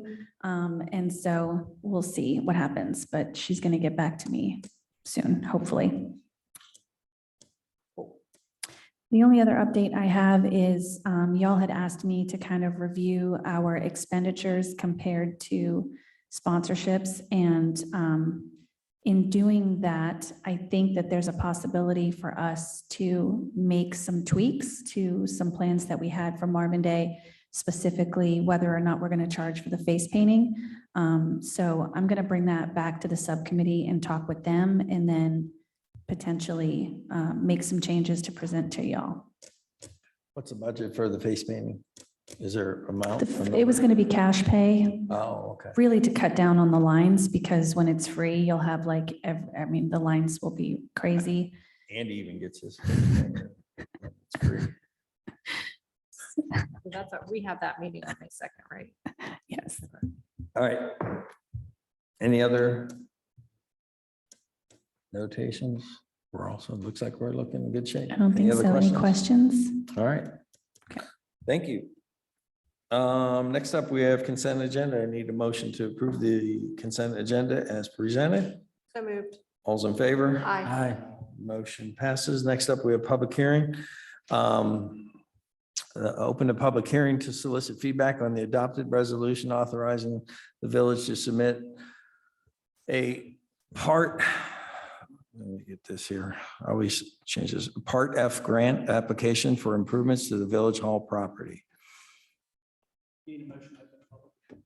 Make a motion to open the public hearing. All those in favor? Aye. Aye. Motion passes. So we are in open session right now, and I always forget how we like to do this. This is just discussion. Are we going to bring it, ask anyone that's here? So what we normally do is the staff gives presentations first, then we open it up to the public. So you can Okay. follow that same format. All right.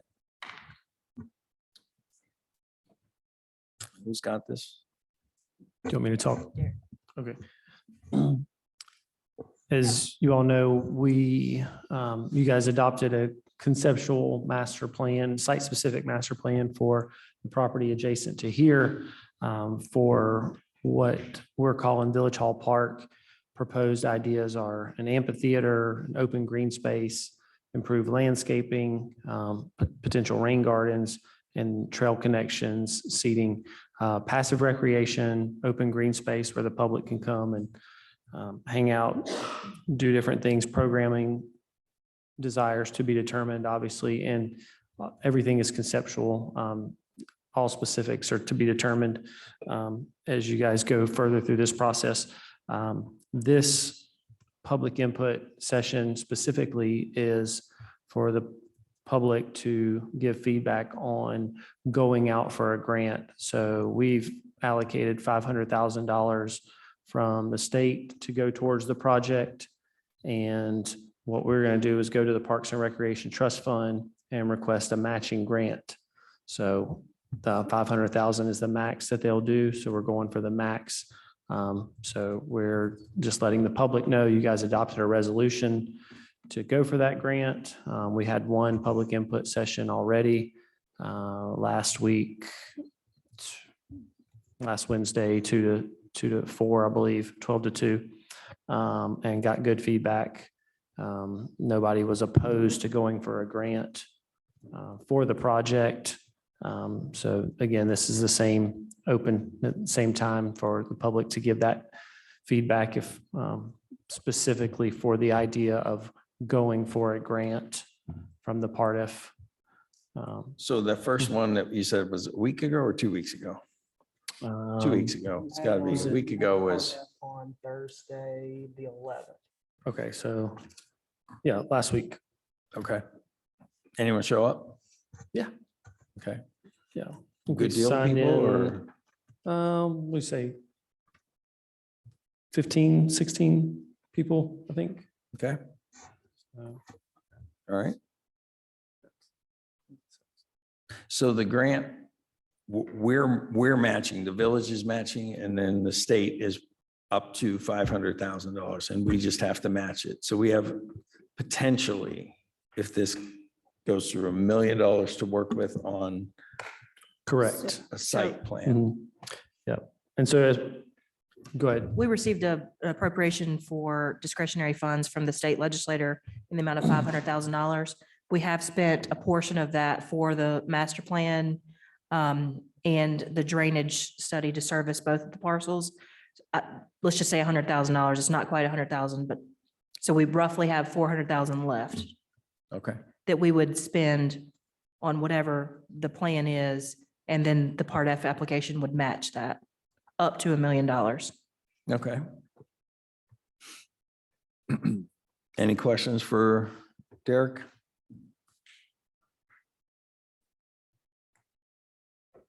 No questions? Do we have any questions from the, I guess we can open up to the public right now too? Any questions from the public? Do you mind just stepping up and introducing yourself if you would? I'm Angel Martin, 8914 Laurelwood Lane. What are y'all going to do about parking? If you build this, where will people park? It's still conceptual at this point. We're looking for funding. We can't do anything until we get the funding. So that's where we're at this point. But if you get the funding, where will, because I assume you're using all of that as green space. So where will you park people? Do you mind if I? Yeah, go ahead. answer some of this? I think some of the conceptual ideas that the consultant had discussed was that they would try to provide walkability to it. So that's why the greenway connectivity is listed there. So that was one of the recommendations they have. I don't know if you saw this. I did. So they're still showing the parking here, but the main point would be the walkability piece of it. So Real quick, walkability, with, it, with the topic for this meeting, can we address these questions? Yes. Okay. Yeah. So, I mean, it's still whether we should seek the funding, it's conceptual. Okay. the Go only ahead. thing that I would say is that walkability is not feasible for people that live on the opposite end of Marvin. There's no sidewalks, there's no way for them to come. So I would think that if you wanted to do something like this, you might look at parking. It's necessary if you're going to have events here. So that's it. Thank you, Angel. I know it's been discussed and there is another property that's adjacent to here that we're in talks with them. There's another property that's going to be presenting something soon over here, and then you have a corner. So eventually, where this could go is based on the Heritage District and what, we don't know what's going to come, what's not going to be presented. All these landowners still have their right to come in and propose to the council of what they would do. We've talked about something as simple as a multi-purpose use for, say, a farmer's market too. That amphitheater could be a potential. Again, this is all, what was the word used? Conceptual. And they had some drawings about what it could be based on the land that we have. So parking was it was one of my concerns as well. I think it was talked about. My concern about how it affects the neighboring that are right there, that is that what's going to happen? They're going to start parking on the streets there and stuff. But the idea behind it was, this is the Heritage District. It is the center where most of it, and I agree a lot of it is, but I would argue they may be closer to Eford Park than what we are here. And we still don't have access to Eford Park, and there's limited parking there. So those are things that I think, in fairness, that we will look at. I think, didn't I ask the question, how many? I think I asked the people who were, presenting, how many would this fit as far as how many people? And I don't think they had an answer at that meeting. I don't think they said that was a good question. They didn't have an answer, because with that, how many people are going to bike?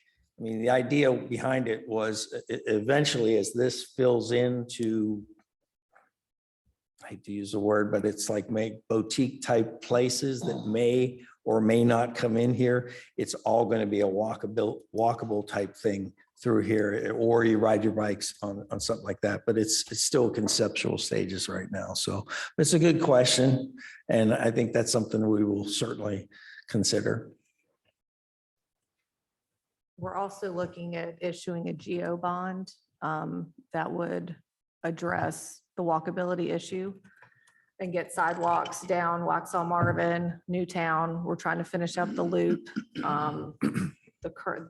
this current loop here, but try to fill in the long-term greenway plan. I'm just gonna say greenway plan, but some of it's sidewalks, some of it's natural paths. But we are looking and exploring that to put that out to the public for their input on a referendum. So we are. Yes, it would need to be passed. Oh, yeah. Yeah, in a vote.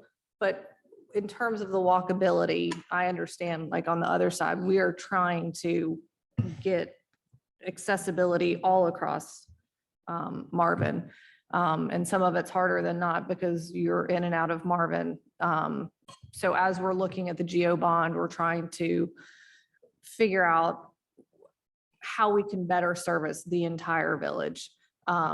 But what Joe's saying is, in terms of the Heritage District, as that develops, there will be parking that will provide for whatever we do over here. And I think that the McAdams who presented it, they said amphitheater. I'm looking at it more of a multi-purpose facility where it's a speaker series can come in, Marsh can come in, and and, have presentations or have, I want goat yoga over there. I think that'd be awesome. But I mean, there's a lot of things that we can do there. So, utilizing the word amphitheater, I think that's what they were saying. I look at it more of just multi-use. So, but parking, we have talked about it. And again, it's conceptual, like we're trying to fill in the blanks, but we're also trying to garner public funds where we can in order to help match what we have. So. And in fairness, roads are not exciting to talk about when it comes to getting a GO bond, but in fairness too, we all pay the same tax, yet we only own 50% of the roads. And if you go way back to when they implemented this, it was a 10+ year plan where the council that voted at that time, and I was against it, if you go back and look, but now you can't be, excuse the French, half pregnant here. We are in it. So we want everyone to have the same roads and the same benefits. That is another reason for the GO bond, that we could get all the roads completed. So, those things added in with the completion of the greenways, and we're looking at all. And then on top of that is the roundabouts, potential roundabouts that we are foreseeing looking down the road that aren't even talked about. The one over on Bonds, yes, and that one, I think you'll find that the county has earmarked, I think, $500,000 of their funding towards that. Less than what we did. It needs to be done, I will tell you, before they widen Providence. So, because it's already starting to come there. It's already a bad intersection. We know it. We've identified it. That would likely, I'm not going to promise, but that would likely be the next one in line. And then the other one, which would be Joe Carr and Marvin, which is a bad corner there, but we're trying to secure the easements with the recent purchaser of that land, where we have the potential to add that roundabout there and not have to deal with easements and stuff. So looking forward, you can't know everything, but we're trying to figure out what we can do and how we can accomplish it. But it still is going to take a vote by the public to say, yes, we're in for that. And here's why. And we're in the middle of discussing what that would mean tax-wise too. So, and there's a sunset clause. I think we won on that because we know it's X amount. It's just like anything else I've said. Once we put a shovel to something, then you need a budget. And as we're going through budgets earlier today, it's coming up fast. There's, anything we put a budget to, whether it's, anything we put a shovel to, you're going to have a budget for it. So, and then I think at one point there was even talk about taking over roundabout to roundabout. So, and us own it rather than the state, and what that looks like. Slows the traffic down if we want, possibly parking along there if there are small boutique type things. So there's a lot of things that just haven't happened yet that we don't know what's going to happen, but we're excited about what could happen, but it's all conceptual at this time. So, but good question. Anyone else? Yep. Just a couple of questions. The distinction I think that you were trying to make between amphitheater is important, because when I hear amphitheater, I'm wondering, are we talking like concerts? Like what do we envision happening there? Because when you have an amphitheater, you're bringing in concerts and you've got a neighborhood back, I don't see anybody from that neighborhood here. So clearly they're not worried about it, but a pavilion is kind of a different, a pavilion is what I think of as a multi-use, and that rendering, the park looks great. Like I think that's a great idea, great use of the land. But I have questions like, okay, so if you're having events here, do you facilitate restrooms? Like, how does that work? Did they use the town hall restroom? Now we're building restrooms, right?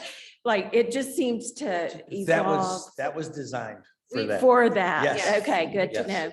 Good to know. We've always envisioned having something else here. Yeah, And so we made sure that we had restrooms that were accessible, that you could lock down the rest of the building. So if we do Okay, have an event, perfect. we Yeah. can open that up. I had wondered about that. Just with the And I revenue. mean, I think, could we have a concert? Yeah. Do I think it's going to be like, somebody like big, like Taylor Swift? Probably not. But I mean, I think we could probably have some local bands, but and in terms of like the neighborhood, we have a noise ordinance. Things are going to have to close at a certain time. So it's not going to be like an all night, like party session, but No, I think that there would be opportunities for smaller concert, like a concert series.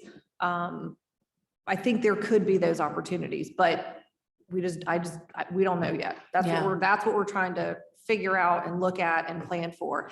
And I do think that this project will happen in phases. It is not going to be this is a multi-million-dollar plan that they have, conceptual plan that they have given us.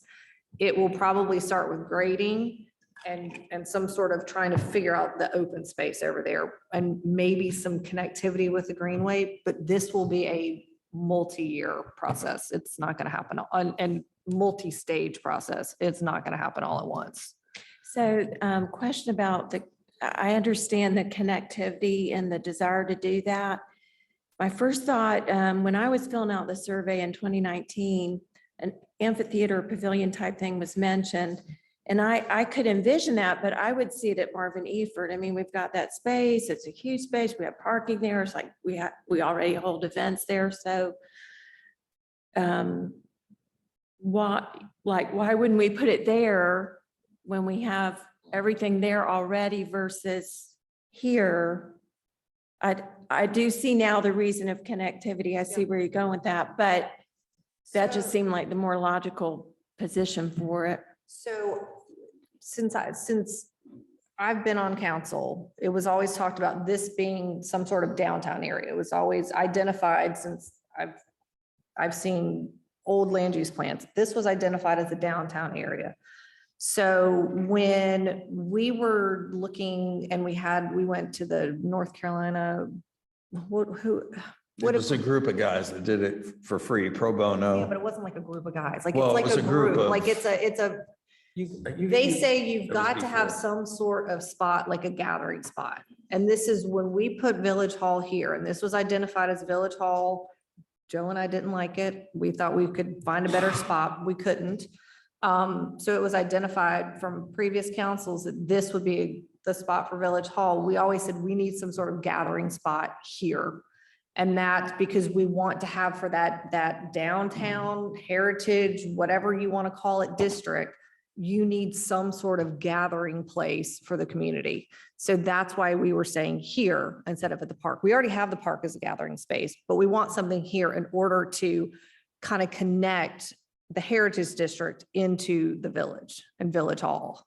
And biking to Eford Park or walking to Eford Park, can't do it right now, and you're not going to do it for any time soon, whereas this made a little more sense with all the things that could potentially be in here. Again, responsibly, us looking at it from the form-based code, the way we have it set up.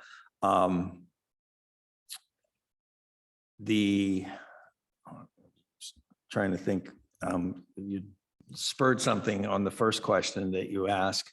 But if I remember it, I will touch base on it. But to Kim's point, we don't know what we have, but we just want accessibility.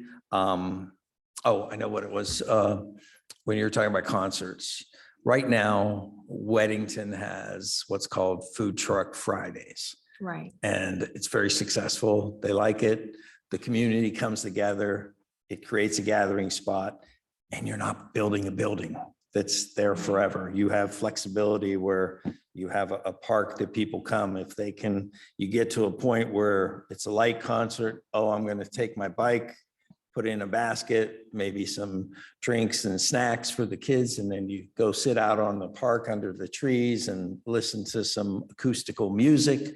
That creates that gathering spot for that. So, I can totally see that concept here. Once that park rendering looked great to me. I'm definitely like number one priority, I think would be a farmer's market. I think that would be great. It brings people into Marvin. They spend money here and go.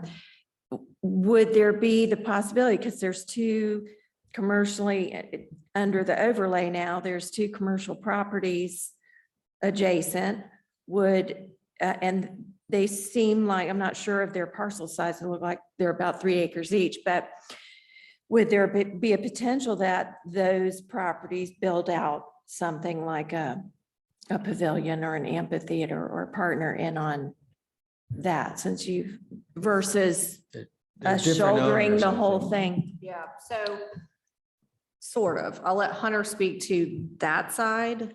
We have talked to this side over here, and they are very interested in partnering with the village and possibly doing the farmer's market. And we would have accessibility. We would have some sort of accessibility with the drive here and then have a farmer's market here. But over here, Hunter can speak to that, at least one parcel. The only thing I'll like mention on top of that, it's like the way that the district's kind of set up is it's requiring a minimum of 30% open space. And we kind of have our goals and like what amenities we would like to see within the district. The actual specifics of per property is not really there until we get to the rezoning process when that property owner or Sure. somebody with an option on there. Yeah. And I don't want to overstep the council, but I know like that was in conversation when we were going through these site plans, and it was kind of one of these things of one of the amenities that was identified was an amphitheater and having the opportunity to potentially or multi-purpose type space, having the opportunity to go ahead and do it here. It's like, the way the district set up, it's whoever kind of comes first. So it's like, yes, that opportunity for something like this is definitely there on another property, but when and the actual specifics of it, we don't know until we actually receive an application. Fair enough. And my last question would be, if we don't get the PARF grant, does that, what happens then? Are Well, we we just still own that property, Right, so we don't have plans to sell it. We're interested to see what he's looking at here. If it's, I think he one point talked about maybe light office, like a real estate company or something. You don't get a lot of traffic in it. It could be anything. I mean, which would create some parking, but he also expressed interest, I think, in just open discussions of, could you do a farmer's market and how would that be set up? Where would you park and all those things? So Mhm. maybe it goes back in there, and we've even talked about what trees we want to take out to kind of beautify that, where you do keep a lot of the bigger trees for Yeah, shade. yeah. And We still have money from the state that we have to spend on Village Hall property by the end of June next year. Christina, is that correct? It's park. It could be any park. Oh, any park. So if we don't get it for this property, we will do some sort of improvement, whether it's here and we do clear off some and do some grading and do some sort of open space. So we do have a gathering space and we plan it still in stages. Or, we're getting ready to do a massive playground update at the park. So, we still have money that we need to spend on the village.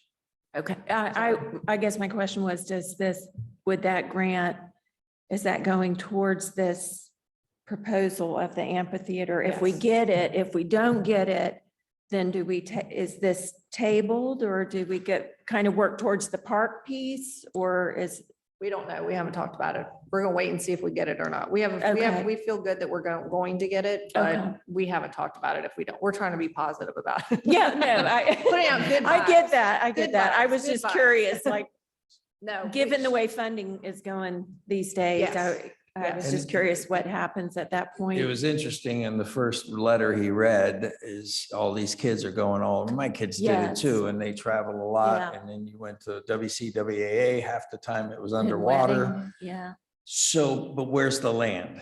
There is no land. Yeah. That years ago, I went to all the mayors and say, let's do a multi-bond from each community and let's compete with the developers. There was no interest from any of the other towns to create a bond. Now we're sort of going on our own, but we're looking at within our confounds, and what would we do to improve that? First of all, get everyone on the same playing field with the roads. And then let's look at how we can complete our greenways and that sort of stuff. So, and all along, it's just, you know, I mean, it's sort of exciting too, because we want people like you to come in and give us ideas. Ideas are free. I mean, if you have something, come see us on a Tuesday morning, or is it Tuesday night and Thursday mornings, right? I always get a coffee with council. night, We, Thursday you know, we'll entertain any of that stuff. So we're, I'm excited to see what it could be. It's just, you know, it doesn't happen overnight, unfortunately. Yeah, I only had one comment. I know we're not talking about the Giovan's right now, but I would say from a roads perspective, I would rather see those be divided out for walkways and roads and not compiled together, because the greenways look pretty hefty in terms of the price tag versus our roads. Our roads are top priority. Like, none of this is accessible for anybody unless we get these roads done. So I that think- would be my, Correct me if I I'm know we're wrong. not I think talking they about that. said to us that you can't separate it, or you had to separate it. You had to separate it. good to know. I'm glad. Yes. I know that it's been talked about, so I just, It's a good Well, we were point, talking because about it they brought it up. We were asking, how does that all work? If does one get approved and the other one, but I think we Right. had to separate it from roads and, so you would have. but two roads referendums. is, I will tell you, I'm just being upfront with Roads and you. Greenways, and then parks are separate. Right, parks are separate. Roads and greenways are together, Yes. parks are separate. And if So you then think we- about it, it's still got to get approved through a vote. Right. Roads aren't exciting, especially if your roads are already under Marvin and you're taken care of. Right. You're sitting there going, and we're trying to make it an even playing field all Yeah. around. So we'll need people like you, your support, to say, hey, this makes sense. We need to approve this if we go down that road and it makes sense from a tax perspective and all of that. So, and there's a campaign that will be involved in that, and saying why we're doing what we're doing and stuff. So, all right, thank you. Anyone else? Jeff? Hey, I'm Lisa Rose, and I live over in Farms and Meadowlark. So I just wanted to talk about the amphitheater. And I think it's a delicate balance between what size to build it. Because you build it too big, then you got a major parking problem. You build it too small, it won't ever get used. And the parking is just an issue. And to me, it seems like a waste, because it would only get used a very small amount of time and just make kind of a cement jungle back there. And instead of fighting Mother Nature, you should embrace it. And I think rain gardens are the way to go. There's a lot of wetlands back there. And instead of trying to pave paradise, embrace it. And think about how the area could speak to the heritage of the area. The flora and fauna of the area are part of the heritage of the Heritage District. And we do have some unique plants and trees and things that should be preserved, our beautiful oak trees. And so to pave it, to tear it down, to pave it, it's a delicate balance between making it large enough. I just spent a week in Charleston, and it was a neighborhood, kind of the Saucy Burbank neighborhood. And they had a little park in the middle, and the park was well used, and they had an amphitheater, but it wasn't used. And it's a delicate balance between having a big enough theater, but then you have a problem of too many people. Like downtown Matthews can get really sticky when they have one of those food truck events. My kids two of my kids live down there, and they're just like, it's like a football game. They're like, it's just a zoo. So they just opt not to go down there. But who's coming there? The people who are coming there are going to probably most likely be driving. Some people will come on foot, that's true, but you have to accommodate the parking. So I just ask you to consider, instead of trying to create something different or new or that's in opposition of what's the natural thing to do for the area. In fairness, we may end up with something multi-purpose, but I'm sort of in agreement with you. The last thing we want to do is go in there and cut out all those trees that create this great canopy. And where it could be a grass, it's a naturally sloped area. That's why I think amphitheater came into a discussion. We have issues with the rain that come off of this, that come down into there that we're talking about, but it was a natural slope. And I agree. It all depends on size. You make it too big, you got parking issues. And that's something that I think we'll certainly take a really hard look at. And as with we're all the deciding rain it. back there, just paving it, it's gonna make more of a problem because there's less place for the water to run off. And I know what was $100,000 study for drainage already right now, drainage issues on this land. It's approximately 20,000. Oh, 20. With the addition of more, if that property is developed to do the application for the BMPs. So right now it's just 20. The 100,000 came from the master plan itself. That number was thrown in together. Sorry. But still, that's a lot of money, So anyhow, just consider the area and, it could be a really cool park that just accents the features of the area without putting too much cement back there. Great, thank you.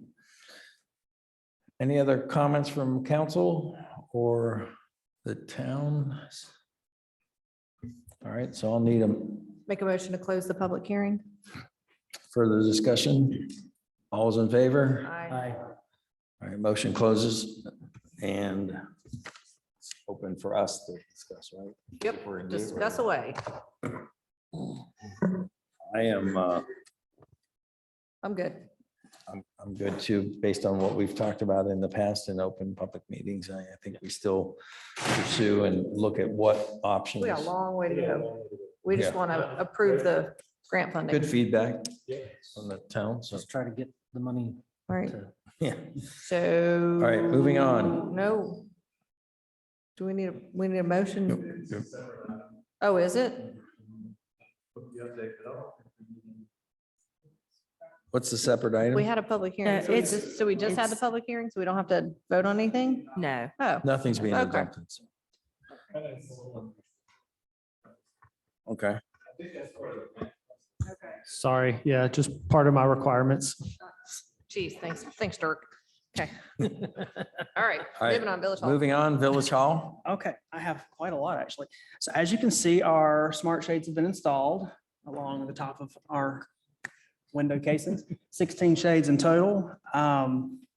One thing we discovered there was a miscommunication between staff and the vendor. In our initial meetings, we were under the impression that the smart shades vendor would be wiring the shades through the ceiling, above the ceiling tiles into the AV room. Once they arrived at the install, they told us they were not electricians and they were not doing wiring. So we had them install on battery packs. After they were installed, I conversed with the vendor and got them to agree to at least replace the battery packs for free until there's a time we decide to wire them. Good job. But that was my concern, because I have these at home, and I will tell you, mine take double A batteries. I don't know. They take a lot of Mine batteries. They take take- Ds. Mine take 12 D batteries each one. So these are double A batteries. There's a lot of them in each pack. They're supplying the batteries. They're replacing them for Good free. job, Austin. They're coming out with their Um, scissor lift to do it.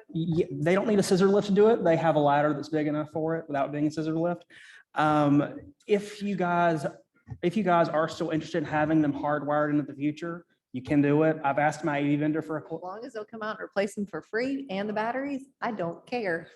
Well, just for the record, if you did want to have them wired in the future, our AV vendor would do it, and that it'd be a little over $5,000 to have it wired and configured. Because it's a lot of wiring that have to run. There's already wiring up there, right? No. There is. There's no wiring up there. The AV vendor would have to pull wiring through above the ceiling tiles in that room, run it through the wall, up above to each of the 16 shades. That's where it gets expensive. They can daisy chain the wiring if y'all do want it wired, and that saves money on the cost, but it still would be like $5,000. But at least they're here, they work. The battery, they're guaranteeing that the batteries are going to last much longer than you would normally see in a residential house because the windows are a smaller size. That's what they told me. We'll see though. Next up is AV. So we closed out the initial AV project last week. So very excited to get that done. The community room back there is finished. Are chairs here yet? No, I got an update on that too. So the community room AV is done. The pillar out front has been fixed, thanks to Sylvia. So we can thank Sylvia for that. So pretty much everything's resolved there. I thought the system was working perfectly until today. But we have a YouTube connectivity issue. So I'm taking that through their customer service department. So they'll have someone out here soon and we'll get that fixed. I just did not want to keep burdening their installation team as they're on multiple projects right now. And this project has been going on for well over a year and a half. We also discovered that the reason the AV system in this room was going down was probably related to two separate things. One being that the generator that tests itself every week cuts the power off and it trips the system in there. We think we've got that issue resolved, but we're still monitoring that. The other issue is that room is getting way too hot when the door is closed. So I'm just going to stick a sign on the door for now that says leave open when room is not in use. Like right now? This room here? Yeah, that gets way too hot in there. That makes When sense. if the door's closed and I come in the morning, the fans on the AV rack are running full blast and it's just not good for the system. We may look into, in the future, we may look at doing something to keep that room cooler. I just don't know what that would be yet. There's no vent in that wall? We could put a passive vent above the door with some cooling fans that pulls the heat out into the other rooms. We'll put that on the list. Yes. But yes, we can do something in the future about that. I'll do that. You get on.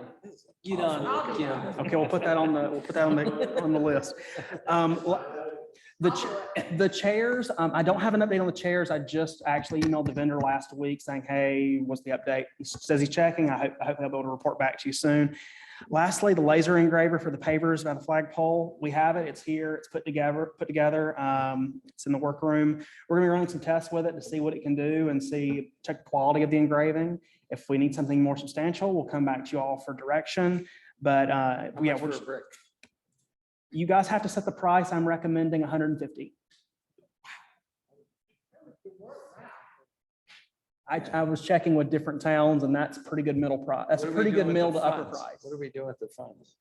The funds? General fund? Goes into general fund? Whatever y'all want to do with the funds. Finance officer, I mean, we got a lot of ideas. We have, I did a free Joe. I did a free. That's part of that part of grant match. lastly, what I'll say is I had some very good conversations with some people that's actually in this industry that makes these machines. We are coming in at a very low price point with like kind of a hobbyist level machine. I think it's going to be sufficient, but like I said, we're going to run tests. It is not an enclosure, so we can sit it on top of the pavers outside. I would recommend not sealing them though for now until we're able to run tests, because if we need a more sophisticated machine, it'll probably be an enclosure. I'm not gonna mess with anything until you get all your testing done. I can pull them up and replace them very easily at this point. So That'll work. play away until you get it down. I'll play away when I have time. All right, that's all I have. Oh, you said you had a lot. What about the weather vane? Oh, that's a dirty word. We don't talk about that. I'm still waiting. I'm still waiting up to hear back from the vendor. We've been He's on to a talking. new artist. Have anybody else that can Kim. do it? Christmas. Christmas. Be right back. It's gonna A be, Christmas. It might not be this A Christmas. Christmas. it's gonna be Yes. next fiscal year at this point. So I'm just trying to progress it along as much as I can. If I can't move things along much sooner, I'm gonna look for another vendor. I was gonna say, can we just find somebody else? What about the guy that's over down the road? I don't know who you're talking about. Yeah, you do. Somebody knows. What's his name? The artist. Tom. Yeah, what about him? It's right on. the If main I get road. Tom's information, I'll check. Nice job. Thank you. On to unfinished business. Update on the Village of Marvin's PARTF grant application.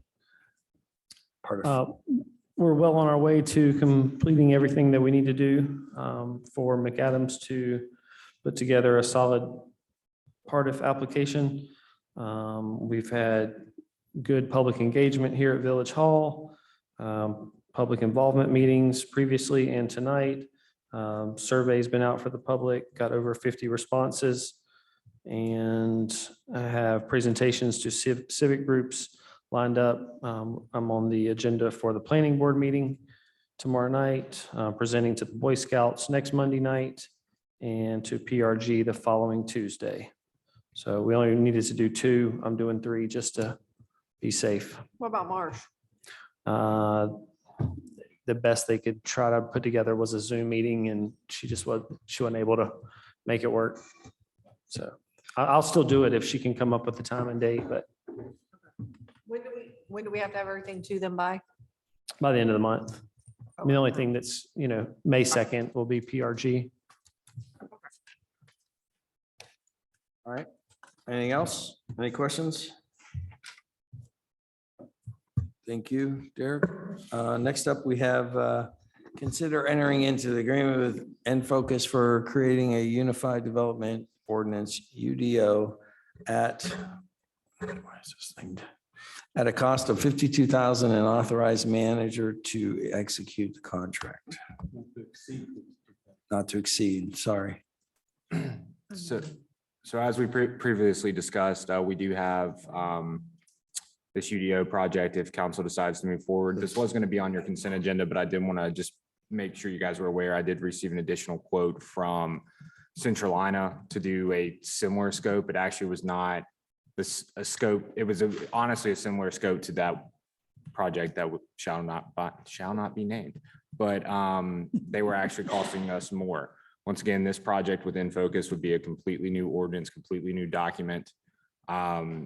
The only changes in the agreement is we've actually updated the payment structure to be basically 12 months of equal payments. This is basically the way to kind of keep the performance in check, because if you guys approve this tonight, starting tomorrow, they're coming to present and kind of do the initial kickoff meeting with planning board. And we would basically, each planning board meeting, they would be providing new documents or new sections of the new ordinance for planning board to review. And that kind of could then correlate with the payment. If they don't meet that, then we can have those conversations with them. That's all I have, unless Chaplain wants to add anything or. Well, can I, real quick, I went over the contract and Hunter and I talked about it, and a lot of my concerns were stuff that Chaplain had already addressed in changing in the contract. So Chaplain feels good about it. I feel good about it. Yeah, this entity does work for governments. That's what they do. And a lot of times you'll get these contracts with just draconian terms. And here they were fairly good. I think had 7 or 8 questions or proposed changes, but the main one was the cost structure. They wanted to get paid a lot up front. A lot of their work will be up front, but it seemed fairly heavy. And I think they're working on that. So otherwise, just the other were minor tweaks, and I think we're good, and I'm fine with it. They were. Yeah, what I'll admit, that the payment structure that was originally proposed, like the 5 payments, was actually from our recommendation to them from a budget purpose. They wanted to do the 12-month because this is, like I said, their way to kind of keep them in check. The other additional changes, the only one that I spoke with them about that really I thought needed to be changed, because all the other ones were kind of just like part of their standard type agreement stuff, was the one term about the revisions after the planning board meeting. But I have an email basically that Patty from Enfocus said that none of these will kind of be an issue as long as the project is staying moving forward. So personally, I feel, confident moving forward with Enfocus. I've had some really good conversations with their staff so far about, getting this project underway. And I'm excited if we do it. So one quick question. I don't know how, I haven't looked into the contract and how it's read. Is there a time frame after they've handed the completed document to us that we've got 1 year to go back and they can do some changes or do something? yeah, the agreement has like basically 2 years of ongoing support That 2-year timeline or clock starts from the moment that we adopt the UDO. So if, in theory, based the conversation I've had with them is we're looking at potentially a final planning board recommendation, let's just say December, council public hearing and approval anywhere from maybe January to February. So once it's adopted by the council, then that's when that 2-year clock starts. I'm not sure, I can't recall off the top of my head if there was any additional changes. I mean, basically, from what I recall from that agreement is like any major, maybe state statute changes or anything, they provide that supportive part of the original cost. If there's anything that needs to be changed or amended on our end or something that we kind of catch after the fact, there was just a reduced cost for some of that, but it's all included in their like 2-year ongoing support. Okay. Yeah, and if there are major changes and we go through and change, they'll either assist us with ways to do it, or they will go in and they'll charge it they call it their discounted hourly rate is 150. So if there are things during that time period we need more help with, it's outside the scope. Once it's approved and up and going, it will be an extra service, but they also provide for the 2 years services with familiarity and helping us with questions and issues with the UDO. But that's kind of high level. And once they deliver this after the year, their additional services, they'll charge us. But like if we do see something like it's like in the tree section, it's like, whatever, it's 2 different sections in the tree section. It basically says the same thing. We can be like, hey, we missed this, our bad, like whatever. They'll go in and fix it. They can fix it, or I mean, that's something that can be administratively done because it will be a separate document. I mean, that stuff is kind of minor. Okay. Like what we're kind of That's paying them fair. to do is rewrite it all Yeah. and okay. reorganize I it. just don't want to, when they hand us the document, they run They're like, and we can't find them. Yeah. And we're just like, we just want something basic and simple added to it or amended to it. And then they go, no, give me another 52,000. We got burnt once. yeah. Right. So what we don't want, because these are tax dollars, we don't want to get burnt again, and we need to just make sure we have all learned from our mistake and move forward with protecting what we And pay for. Yeah, one of the comments that I had that reminds me of that was they said they would deliver it in a PDF format, and I wanted to make sure they would also deliver it in an electronic format, which they should do, because then we can make changes. Yeah, that was one where she said that's no problem for us to receive that. Then we're in control and we can make that. But first, they're gonna have to deliver the final product. And this is a final product. And then we can make tweaks because we're gonna get an electronic version. So we won't be subject to their governance control. And the other thing that I can, if moving forward, 2 things that In Focus encourages. One, the more that council wants to be involved throughout the process, I mean, we have to worry about like the quorum and stuff, but you're more than welcome to attend the planning board meeting or follow it. I can also, once those documents get sent to planning board, their timeline is basically new articles or new sections introduced at one meeting. And then the next meeting, they review those again to kind of go over that, then it starts over again. Once they kind of get reviewed and recommended and kind of in a final format per se for the final document, I can also then share those with council throughout the time, where then if you guys catch anything, you can go ahead and let me know, especially before the adoption phase. Because it's breaking it up instead of giving you a 350-page document saying, hey, tell me your thoughts. Yeah, I think that's a good idea. I'm gonna volunteer Bob for that. That's his job. Everybody good? I'll make a motion to, no, I'm just kidding. Okay, that's good. I mean, yeah, give it to us as you're getting it so that we can review it. I mean, that's kind of what we did with the land use plan. So I think that makes it a lot more palatable than you just hand us a 350-page document. Okay, any more questions for Hunter? Sorry, Joe. That's all right. All right, I'm gonna make a motion to enter a contract with In Focus for the project to create a unified development ordinance at a cost not to exceed 52,000 for all items covered within the scope of the project, contingent upon attorney review, and allow the manager to execute the contract. Go. Further discussion. All's in favor. Aye. Aye. Motion passes unanimously. You're welcome. Yes and no. All right. Next up, we have a consider awarding contract for the addition of 2 bays on the existing Marvin Eaton Park garage. to Sunshine Construction at a cost not to exceed 62,000 and authorize manager to execute contract and direct staff to prepare a budget amendment from fund. From fund balance. How many bids did we get on this? We got two. Two. Mhm. What was the other one? 118,000. No, 162,000. Okay. And we familiar with Sunshine? Yeah, they did work here. They did. They did work here at Village Hall. They built the picnic shelter. Positive experience with Sunshine, maybe I'll rephrase that. They built a picnic shelter at the park. They've as been in well. business for several years. Oh, several. More than one. Several is more than one. 10, 15. So If it's just, the same, it's just, only Sunshine, I know SON. so just for your information, Mr. Mayor, I met with the owner, with Derek down there to look at the revised quote, because the first one was for one bay and so he went and redid the numbers for 2 bays. So is that the configuration that we discussed on each side?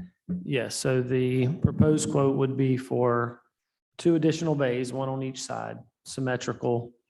And as I said, We're Councilman, paying for a porta john. while they Minimal work. amount of regrading and. Right. and- We're paying for a porta john while they work there when you have a bathroom 50 yards away. I don't want them to use, they're gonna be dirty. I'm just Yeah. saying, Oh, no. it's, construction standard line item. I had a porta john in my yard when they were, well, that's different. They'd be going in your house. This is a well, they public were working in restroom. my house. Anyway, Right, but this is a public restroom can I, and they're working. in can I, can I finish what I was saying? She was talking. So she just interrupted you, not me. He's the one that interrupted you with the porta john. Yeah. I asked the question. Saying, okay, so anyway, so after, when we went down there and discussed this rework of the second submittal, it's for 2 bays. They would be 1 on each side, which would be minimal grading and minimal tree removal to do it that way versus to one side or the other. And it's the way that we discussed it will look like the building was built with 4 bays to begin with. It will not look like an addition. The stone frontage will be in the center.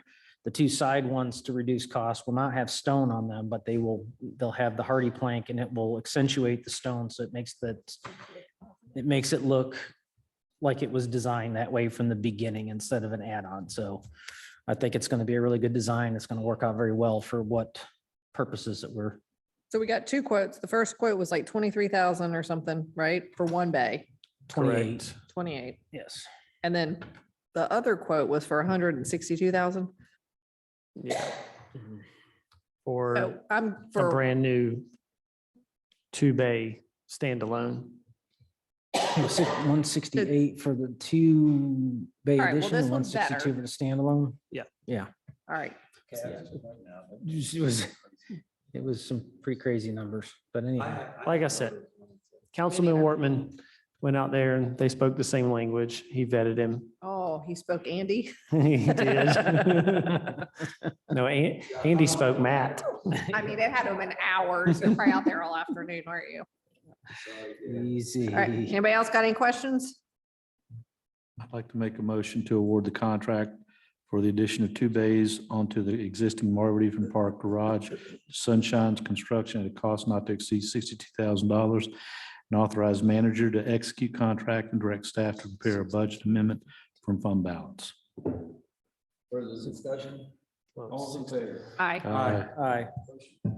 Go get it done. Mine's- New No. business, review and consider adoption of council minutes from 3/30/23 work session and 4/4/23 joint with Marvin Day planning subcommittee. I have no changes. Anyone else?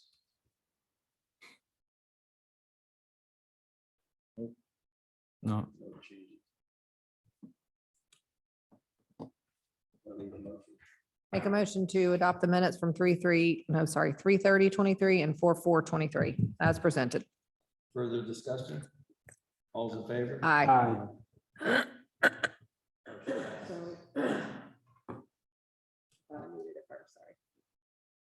right, so we have discussion of candidate questionnaire policy and consider implementation of candidate questionnaire for the 2023 municipal. It's just a reminder, in 2021, you all did a candidate questionnaire for the elections. I put it back on the agenda. The policy requires you all to formally authorize me to do this. I've got the policy in your packet, in case you want to make any alterations to it.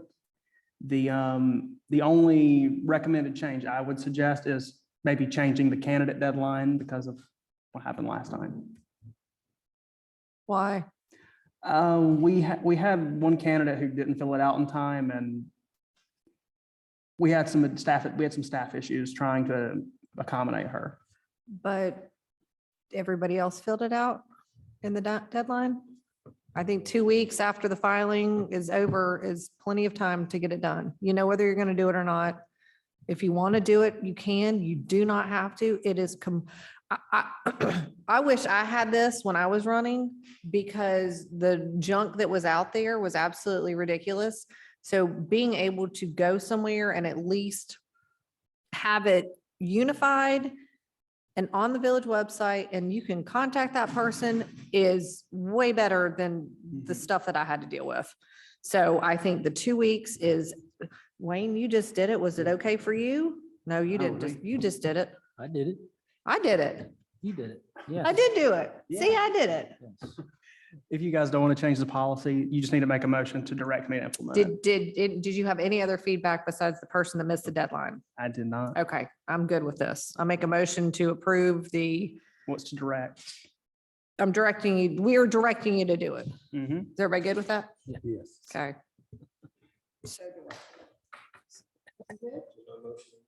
No. Well, that's a motion. Want to vote? Yeah, it's a motion. 2 noes, 2 yeses. Joe gets to break it?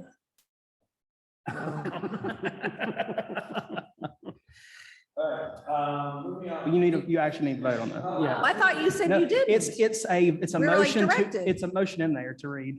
Oh, I thought you said just direct us. It's a no, just. It's a motion to direct. All right, I make a motion to direct it. You have been directed, no, to implement a candidate questionnaire, you, Austin, the clerk, to implement a candidate questionnaire on the village's website for the 2023 municipal elections pursuant to village policy 2021-04-01. All those in favor? Aye. Nay. One nay. No. Just I'm a reminder that. Sorry, yay. Just a reminder that motions are verbatim. They're what? Never mind. Verbatim. I was misspoke. Yay. I was trying to let Joe vote. Yay. Moving on. Open topics.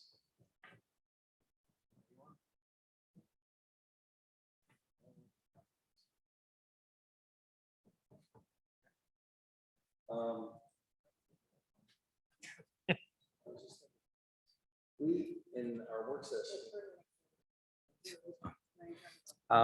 We, in a work session, did a resolution for Senate Bill Yeah. 317, So it kind of. which is kind of died. Yeah. So does it still make sense to submit that, or No. We're gonna put a pin in it until we find out what's happening. so don't Don't put the certify. resolution out? No, Okay. Because I think you directed me to sign it we last did. time. We're gonna direct you to not sign it. So is there got to be a motion for that? Because I was asking you, you said you should still come in and sign it. Kim signed it when you were gone. We Oh. have it on file. We have it on file if we You know need what it. I was- She signed it when you were gone. It's on file. It's still a resolution that was adopted during a meeting. Okay, So it was approved, it's signed. If we stuck a pin in it for now, since it looks like the That's what bill's we did. dead. We approved you to sign it. We didn't approve you to do anything with it. right. So When we want to if- do something with it, we'll If direct you. if the bill starts think this moving wasn't me. again, we can send it out. We can do an FAQ. Yeah, I just remember talking to you and I think you had Kim sign it. I just didn't know what we had planned because I know WUMA is coming up in a couple weeks or 2 weeks and they were asking their boards to go back and discuss it and come back with something. So we'll at least have something. to So the present. latest update on the bill was from 3/16, so it hasn't changed since the last time we Pretty much discussed dead. it. It had been sent back to one of the committees for some additional input and it never came out of the committee. So unless it's being kind of sprinkled into other Senate bills or other potential bills out there, it potentially is I'm dead. sure we'll hear about it. But we'll keep an eye on it. Yeah, and we would hear about it for sure. Just It's probably dead. from a optical standpoint, we're against it as a council, which it could be spun all different crazy ways that we're against first responders, and that's not the case. This bill had too many holes in it. In our view, and just so the public is aware of that, but, and there were a lot of reasons why it would not work. That's it. That's all I had. I just was curious on that. Next up, we had review of action items. All right, so this is going to be pretty short today, actually. Hey, real quick, before we start going over this, if y'all look at that priority list that's over there. We're not on the- that list. We're doing the. Oh, sorry. First up, let's see.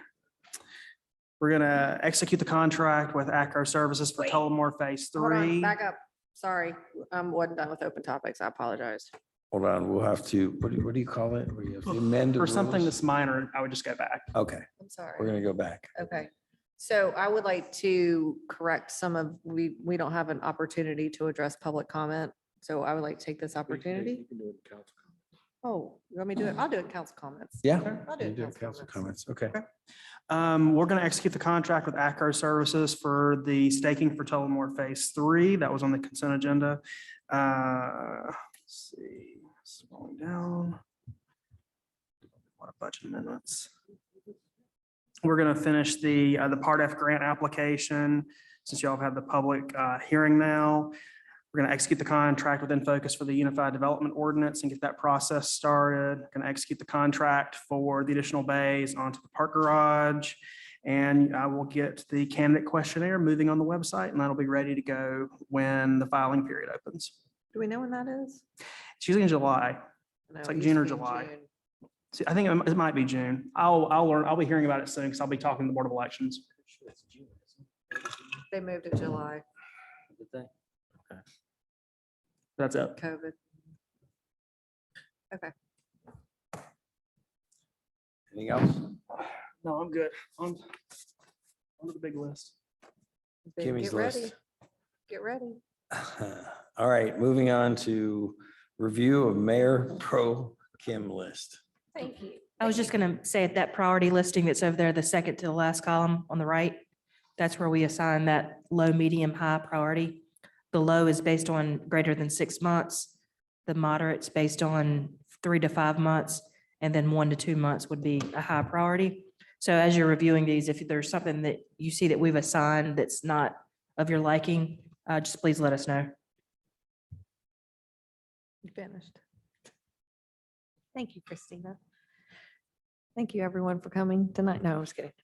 Okay. Have we heard back from the chimneys? No, I've not. Hunter, have you heard back from them? Okay. I know they're, okay. Just checking. Oh, never mind. We're good there. Okay. Can I say we're good on securing beer and wine for Marvin Day, Jill? Can I mark that as done? Nope, leave it on there from May? I really want to hear a firm. Okay, all right, that's fine. I feel good, okay. Before we take it off. All right, you're gonna prepare an RFQ for the new all-inclusive contract, Christine. I guess we're gonna put that all back out for bid. Okay. Councilman Dethridge, Mr. Nestor, have you talked to the towns of Ardrey Park about the park? No, because they were gone last week. For some reason, another kid wasn't in school, and so the parents wasn't there either. Oh, man, okay. So you guys are gonna work on that still? I intend to try to get it there about 2 o'clock one afternoon when. the Oh, they're all out mothers- for the buses. Smart, Buses. okay. And that way I. All right. Knock on the doors. Hunter, are you gonna go with them? Okay. Are all the bike racks installed, Derek? Yes and no? Yes and no. He poured the concrete for the one at the Pocket Park. He's waiting on this We got a new sidewalk at the Pocket Park, by the way. Christina told us. It's very So, exciting. so he was able to do that and he did put the one in at the park, Marvin Eford, so So we're almost finished. No one can write. yeah, safely. So we're almost done. Yeah, I think he was gonna go tomorrow and drill some holes in his pads and put up the last one. Okay. So should I mark it off? I would. Okay, we'll mark that done.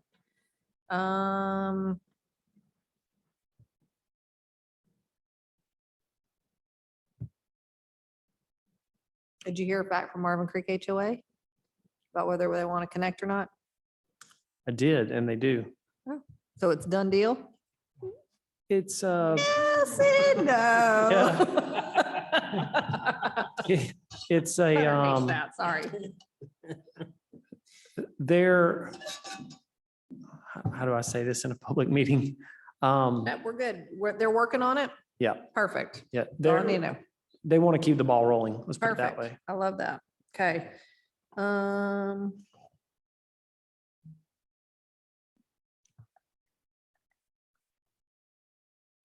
We have our outing plan for the playground, so you can mark that off the list. Where was that at? Got it. Okay, yep. Derek, did you purchase a stand-on blower yet? These are all Derek questions. He has our purchase order and is going to let me know when he gets one in. Okay.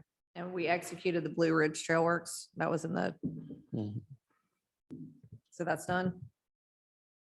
The contract execution is done. The construction is not done. Yeah, so that, but that's what it is. Execute the contract. Mark that off the list. Yes. Christina, did you execute the original hydraulic study with McAdams? We're still going back and forth on some language that we've got to clean up. Okay. Austin, you can put a pin in SB 317. We'll mark that on hold. Okay, I'm done. Thank you.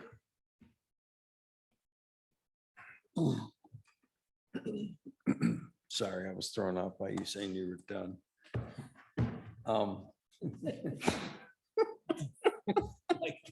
That's right.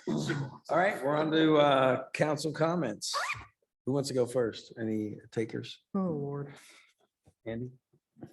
I think I'm good for this evening. You are? Okay. Yes. Wait, I'm glad to see everyone's back from breaking school in one piece. Ed, thank you for your work that you do and also for the staff, how much work they put in. Jamie.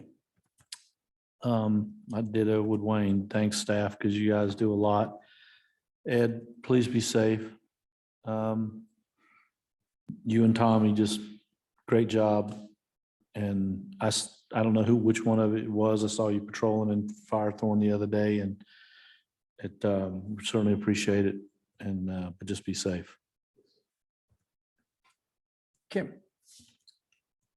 So staff, as always, you guys do a great job. Thank you for all of your hard work. You guys are the best. We're lucky to have you. Ed, you guys be safe out there. Tell Tommy the same thing. Thank you for all you do. So I love the fact that we had people come in for public comment today and I feel like we had some, and the public hearing, I feel like we had some really good back and forth during the public hearing.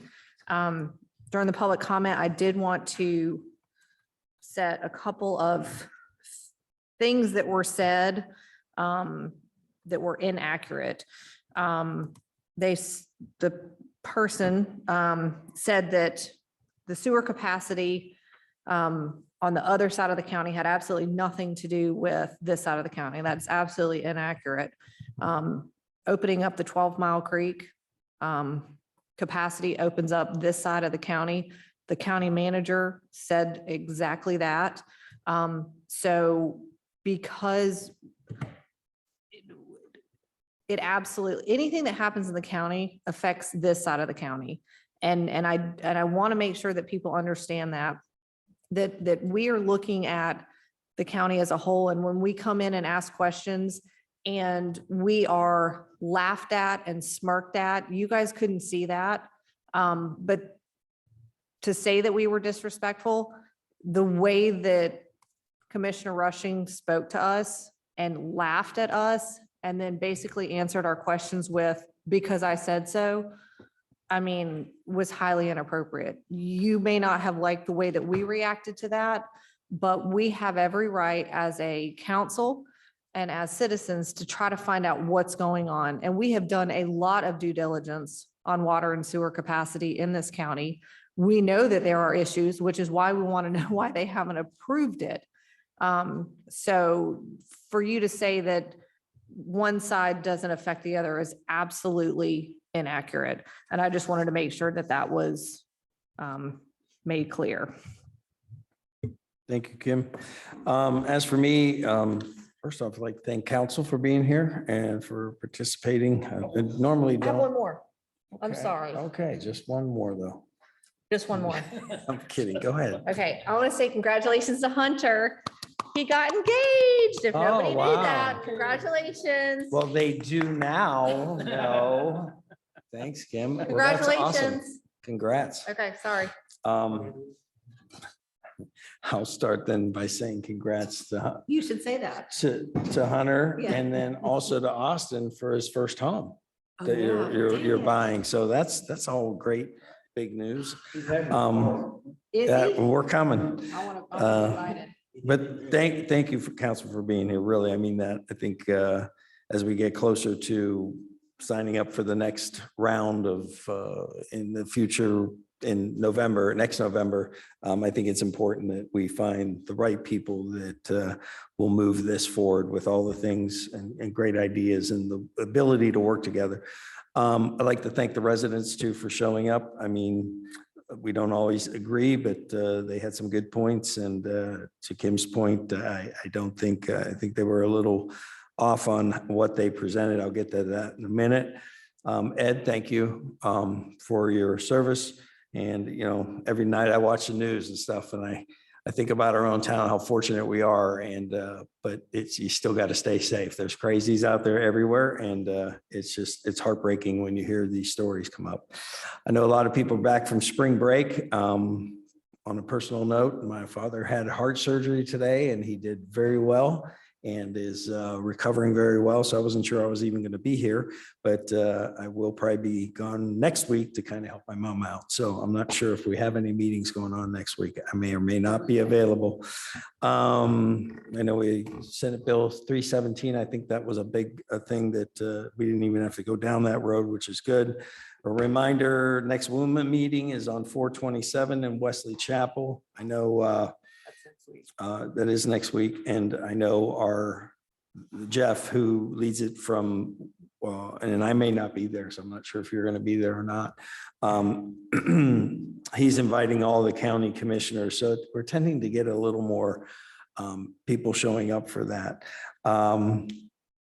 And then I want to talk real quick about a letter that was sent saying that this was all my idea out here for this amphitheater and all that. So I teasingly tell Kim and stuff, they have a good time teasing me that I don't get to vote, but you got to please understand, and unless you're coming to meetings on a regular basis or showing up, if you're out there in the public, take the time to show up before you just make a statement that is absolutely way out of line or not false. And you know who you are, but it's almost laughable because of all the work we do and the ideas that come through here.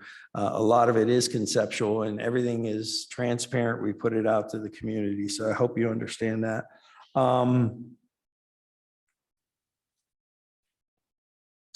Park visit next week. I may or may not be able to get to that depending on my situation. So please give me the address. I would like to go out to that. And as far as the county commissioners, I know there was talk about that we mistreated them and how we treated them, but I think the answers that were given by the county commissioner, and keep in mind, WUMA has already started this with them there. And there was a lot of backlash to the county commissioners. And you really have 3 individuals that are changing this. And my question to him was, if it was his own money, would he do the same thing? And it is, he actually had the audacity, he said, what are you worried about? It has nothing to do with Marvin. Anything in the county has everything to do with the Marvin because we're taxpayers. That said, and the fact that he quickly stated after that, they should have never bought it in the first place, I think was an unacceptable answer. And I won't stand for that. And I know there's a lot of individuals that we've had meetings on this and they are going to do what they need to do because we have the right as municipalities to plan. And when we make that plan and we feel like some of these things, they're going back on their word on some items. So again, you got to get in the thick of it to know, understand what's going on. And there's a lot of frustration on both parts. And I think we handled ourselves very well, quite frankly. And I think that's all I had. So with that, I think we motion to go into closed Yep, session. I'm going to make a motion to move into closed session pursuant to NCGS 143.318.11A3 to consult with an attorney employed or retained by the public body to preserve the attorney-client privilege. Oh, and 6. Hold on. Oh, and 6. Personnel, to discuss personnel, sorry. All those in favor? Aye. You okay?